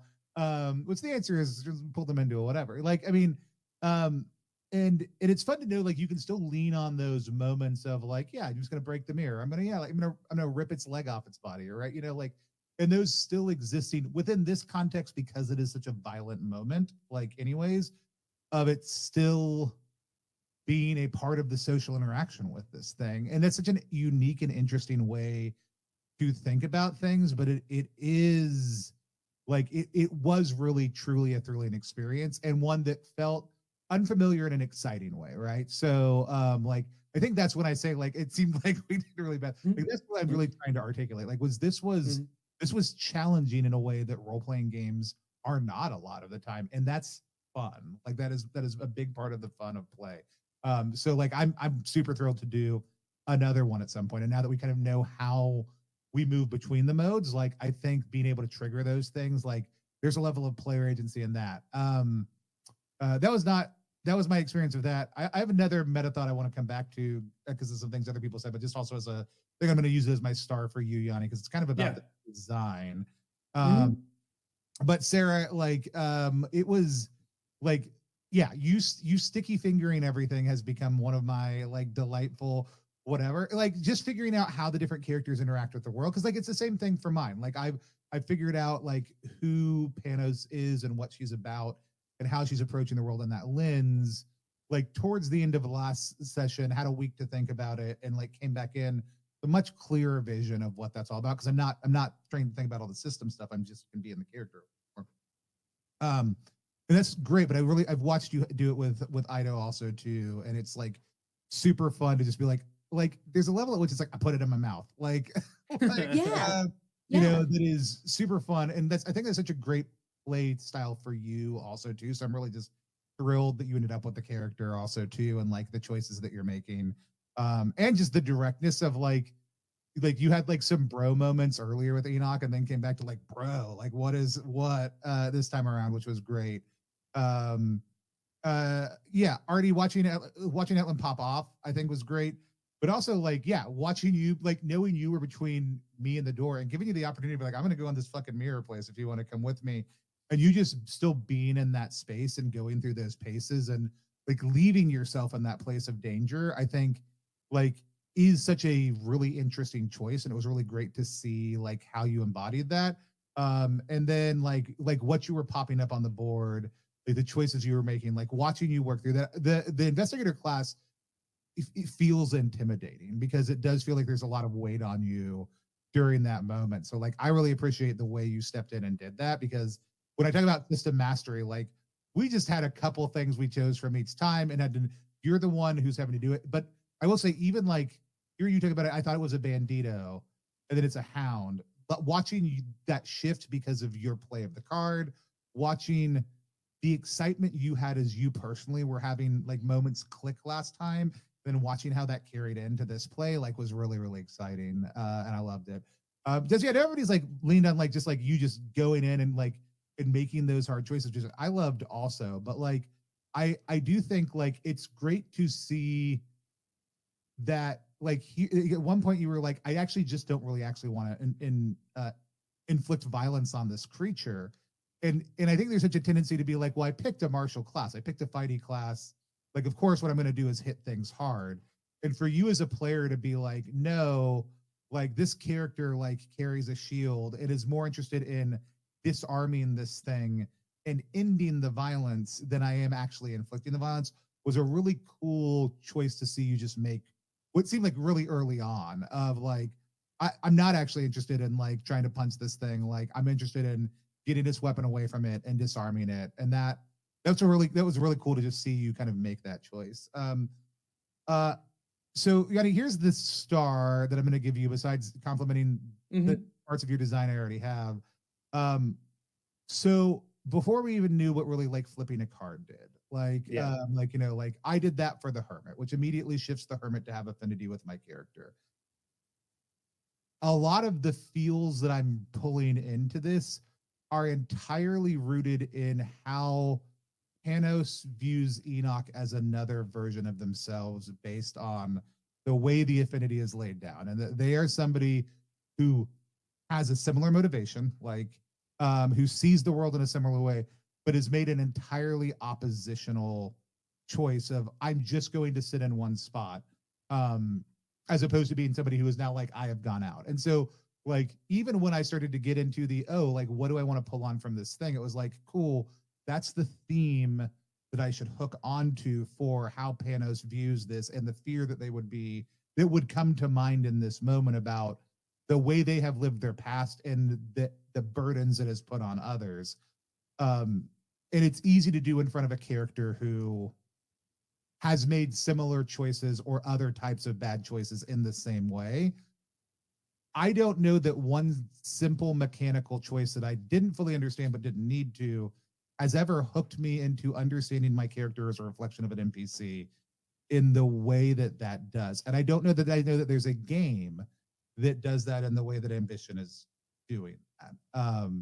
And so like, great job as a GM, but also and I watched the same thing happen with Etlin and the Hound, where we went from I'm pretty sure we went from here is a beast to here is a pursuant creature fixated on something because like it is more aligned with an investigator type than it was previously. Maybe I'm misreading that. No, like, you got it exactly. Like when Etlin plays the card, like this isn't just like a hunter; it's a bloodhound, right? Like it's one thing the tarot system that does that I adore is that like outside of being able to make the like spotlight the narrative on you for a little bit. So like when you use it to get loot, you get to basically have a little bit of agency over like I feel like I need something more from the scene or this object that builds my character. That's what I want right now. But when you use it on like people, places, and encounters, what happens is you're basically turning the upcoming beat into a foil to learn more about your character. And that's the kind of storytelling I love doing. It's so much fun to basically like hold up like a slightly distorted mirror to yourself and be like, what do you think about that? And that's what the tarot cards are. Yeah. It is like, and like we watched Sarah do it for like loot, which is cool because like when you're doing that, you're like, this is creating, it creates a super distinct type of player agency. And it really shifts the way that spotlight focus works, because when you're doing it, we are intentionally saying, wherever the spotlight is in the narrative, that's cool. We are learning something about the relationship between whoever flipped a card in this situation. And that is another layer of like narrative design and character exploration that like I think good GMs do plan in like a lot of the time, but Yeah. having it be flexible in that way where we're making that choice in the moment, like it's just super distinctive from anything I've ever Yeah. encountered. Yeah. And so Players getting the chance to kind of chime in and be like, but it's going to be a little bit about me right now. Like I love that ability to make it so organic from moment to moment and like less planned, I guess, right? Like it, it just in a like, oh, this is going to change things in a way that like none of us are ready for. And I love it when games like encourage those moments of like collaboration between player and GM. Like that's so cool. That's so awesome. Also, one thing that you said too before that I really want to talk about because I think like this is just like broad design stuff. You said that that tribunals it feels like it significantly slows down like time and Yeah. the pace of play. So one thing that's so important to me with tribunals is that like I feel like I've played a lot of tabletop RPG games and there is something about having like a high agency performance for social encounters that I haven't really found a groove with in systems. And it's something that I love in kind of like indie games or the kind of stories that I want to tell.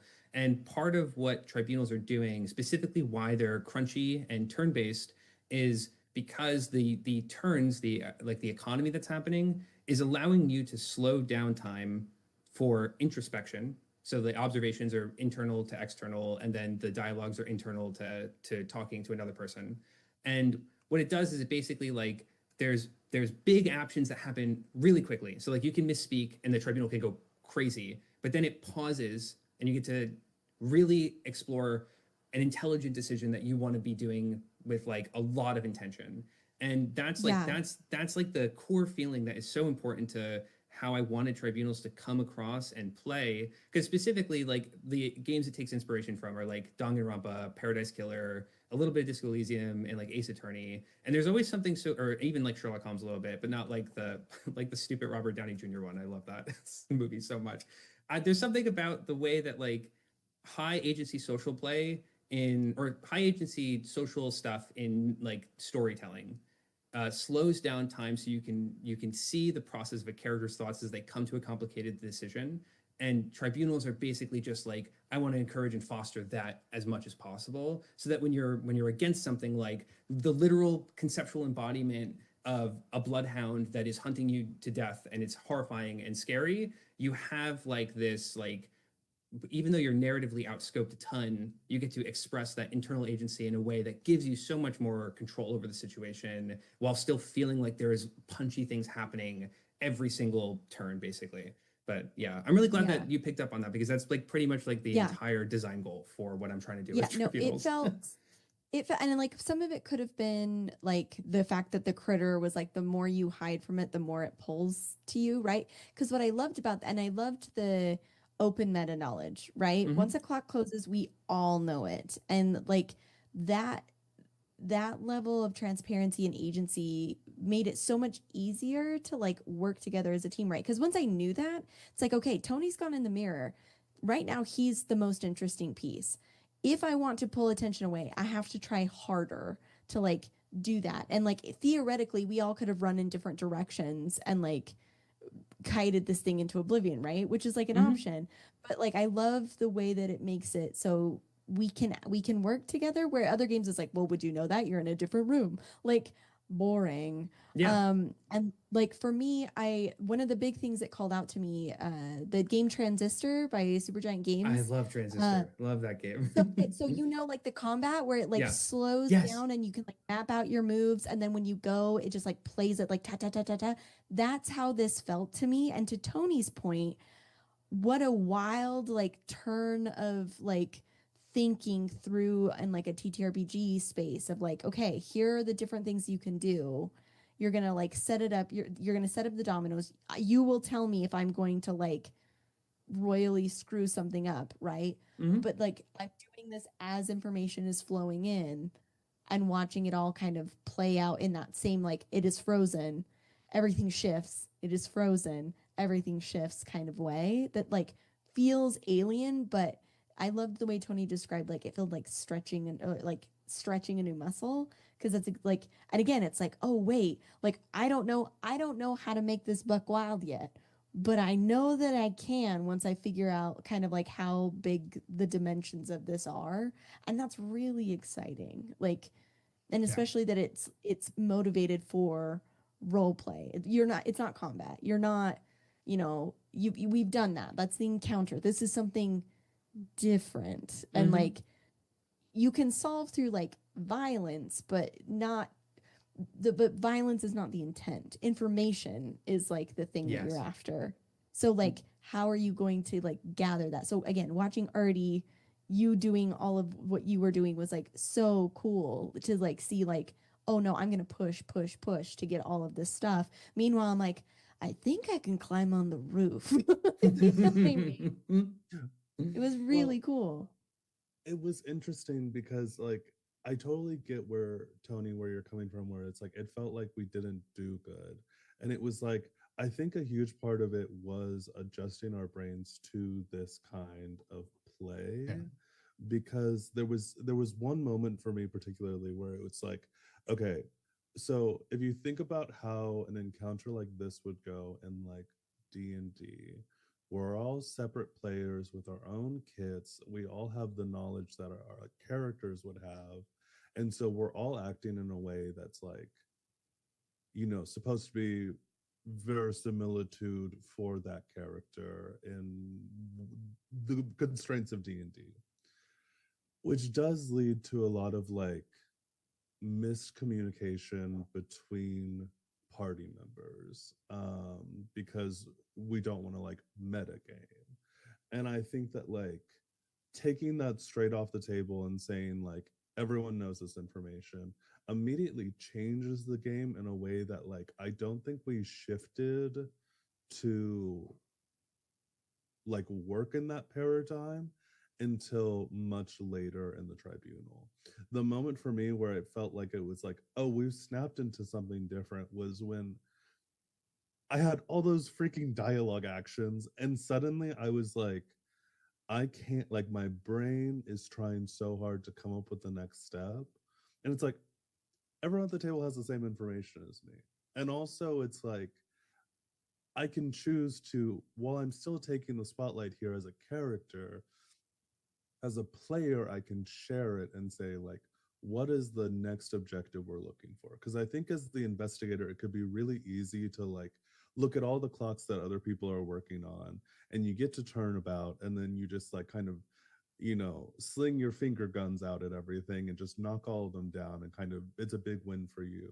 But like Yanni, that was such a good point that it's like you can add more clocks in here, and so it made me stop and go like, what am I not thinking about right here? And then that was the next logical step about that was, well, I can't figure out what I'm not looking at because that's how kind of, you don't know what you Yeah. don't know. But it's like, I can literally just like take the moment to pause because we all know that this is kind of in bullet time and just ask the table. And that was, for me, that was the moment where I was like, oh, this is an entirely different beast, where it's like that kind of over table, like we're all just talking to like figure out what our next step is. In like other games, whether that's like a Vampire the Masquerade or D&D or Pathfinder or whatever, it's like this, that was when for me it was like we've entered a whole different realm of play, and I feel like we finally have like snapped into figuring. And that's why I'm like, I'm so excited to try another tribunal, because I feel like Yeah. Yeah. now that we have a better idea about like communication is a key part of a tribunal, I feel like we can do it a lot more like successfully, Right. like when you did the knocking on the mirror as an invitation, my brain was just like, oh, Panos is trying to signal that that's where they're going to me, so I know to try and direct away from the mirror. And so hearing you say now that that was an invitation, I'm like, that would have completely changed the engagement if suddenly two players are taken off the map. And so I don't know. it was very interesting. That was like a huge keystone moment for me during this tribunal, was like stopping and going like, what do we want to find out? Yeah. So Yeah. I think, yeah, that Yeah. was interesting. Trying to balance the like don't get got with actually learning stuff. I was like, yikes. Yeah. I'm so scared. Thank goodness Dusty is here to keep me safe. And one thing on that too is that there's like the transaction that's happening is so the meta knowledge stuff I designed it that way after playtesting a couple times because you're 100% right. The cool part of a tribunal is the very complicated social problem solving that I want you guys all to be doing together. The least fun part about a tribunal is managing who has what information where. Like that is like it's so not fun. Every time I ran a tribunal that way in the very early versions, it was very boring. But the really fun narrative exchange that happens is that you guys get to act as one unit against an oppositional force that gets to have a ton of agency against you, like an unfair amount of agency. Like there's a lot of cool stuff that happened in this tribunal with Durai, where they got like the hunter, the hound, their turn is like pick a player and just go on them 4 to 5 times, like 4 to 5 voice checks that can progress clocks in a negative way. And as players, like you have to take risks. The other thing does not need to take risks, right? So like Durai getting to eat the whole term, a whole turn with the violence exchange, like no progress got made on the clocks and there was injury that happened, but like it's a big stifling because of how much power they can exchange. And the meta information stuff, because you guys get to act as like that one unit, and because violence isn't codified at all in a tribunal, I get to do these really fun, like big swingy moments where like something suddenly changes. You ask the hunter, like, did getting hurt change you? And the hunter is like, find out yourself and blasts you, right? That's like, there's no roll, there's no save, it happens. That's like the swinginess that can appear in a tribunal. In politics tribunal, you might accidentally just like say the thing that they're looking for and they've accomplished their goal. But time will freeze right after. And it's like, okay, how can we keep them here so we can accomplish our goal before they leave or something like that? And that exchange, it's so much fun to me. Basically, like being able to present like a drastically high stakes situation immediately, and then give your guys like the time and the amount of turn agency to like contextualize it and deal with it and get something out of it is so much fun. It's like the most. I love GMing tribunals so much. It's so much fun to put you guys into scenarios like that. I mean, Perfumer Bat just said it in chat, but this is, you should post this everywhere. I'm not scared of dying in ambition. I'm scared of fumbling a social interaction. And I think most people in our world today are like, dying, that's fine. Messing up a social interaction with other people, absolutely not. I'm not going to risk that.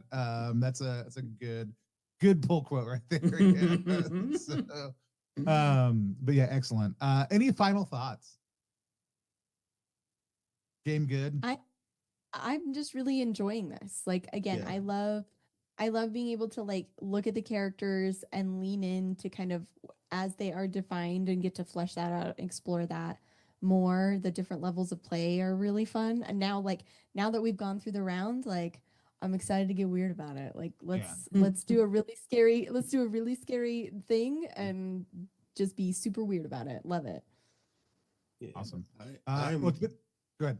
Oh Dusty. yeah, I'm really enjoying this game, and I do want to say, this game, I feel the bones of all the kind of like crunchy games I love playing, but also like the rules light. I like the belonging outside belonging kind of vibes of like the very heavy narrative roleplay, which is like stuff I just eat up, but also the fact that like it's very quick for me to understand who Darai is from just like the moves, the stuff, the like the whole the big thing which is I really lean in on is that like violence doesn't start until I say it does. Yes, Which is 100%. which is like the whole point, and like everything is like super legible to jump in, despite all like it's like a Rube Goldberg that's actually working.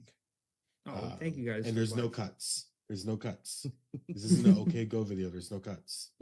Hell yeah. I appreciate it so much. Also, my final thought to share, I love running this game for you guys. It's so much fun. You are all fantastic players. I love the way that you're engaging with the story and the mechanics and everything, and giving Ambition kind of just like an incredibly earnest and vulnerable try.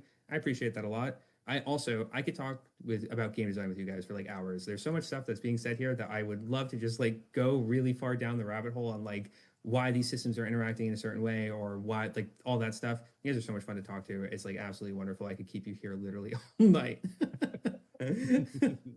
But you can't because we're going to be finishing up for this session. Mhm.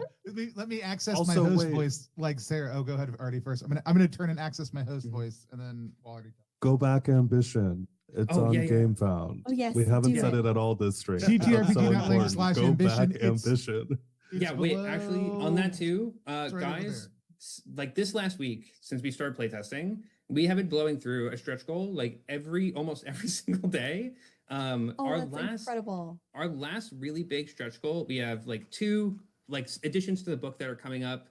We have the Esoteric Bloodlines, which are so fun and game changing. There's one in base ambition right now. Sphinxes are esoteric, as in they get to play around system rules that the other ones don't, and they get to do really cool stuff. Your size huge, you have all this really cool stuff. We have Ink Touched, Wax Wisp, and Koboloy. These are three very, very cool things that you get to play. Our milestone is 27,500, and we are like 400 away. But at 30,000, Jade Dragon is going to be designing a fable for Ambition, just like the one we're playing. The Unknown. I've heard of her. I know, and Hell I yeah, mean this. Jay. Jay's so awesome. I mean this in the most selfish way. I need this funded because I want to play it. Okay, we've been going back and forth on what they want to do, and I'm so excited. We have an official announcement coming at the start of our final week, November 6th. But yeah, please go back Ambition. Please, I need to play the upcoming fables. Please. Hell yeah. So close, so close. Yeah, I'm so excited about it. Yeah, we'll be back next week to keep on playing. In the meantime, go check out everybody. We dropped some links earlier. We'll shout out some links later on for everybody also too. But we have been here for a good long while. I'm gonna go lay down, go sleepy sleep. In just a little bit. If you want to check the VOD afterwards, or if you're watching this later, again, Ambition should be linked down below. You can check it out over on our YouTube page. If you missed the first session, or if you missed part of this session, it'll be up there live pretty dang quickly. Thanks to Quinn. Star to Wes for that new zoom in feature. I meant to throw it out earlier. I saw you. I saw what you were doing. I saw those skills. And really excited to keep on exploring this space. It's been really cool to work with Yanni and like just partner more and more on this. I get more and more excited about it all the time. But Artie, Dusty, great to play with you. Sarah, you know I always love sitting down to play a game with you. We don't have a good way to end this stream, and at this point, we're not really interested in figuring it out. So I'm just going to wave at the camera until Wes Here, wait, takes I us can off there. flip. We can flip the table if someone wants to flip the table. Somebody want to flip the table? Hold on. I'm going to keep on Okay. waving the entire time because that's the Oh my bit. gosh. Yeah. But who wants to flip the table? I won't be doing it. I've done it before, so I'll let somebody else And do you'll it. do it again. I believe in you. Hit it, Tony. No, I've done it before. Does anybody else want to flip the table? Fine, I'm flipping it. Yes. Hell yeah. Oh my gosh. Jesus. It's all falling apart.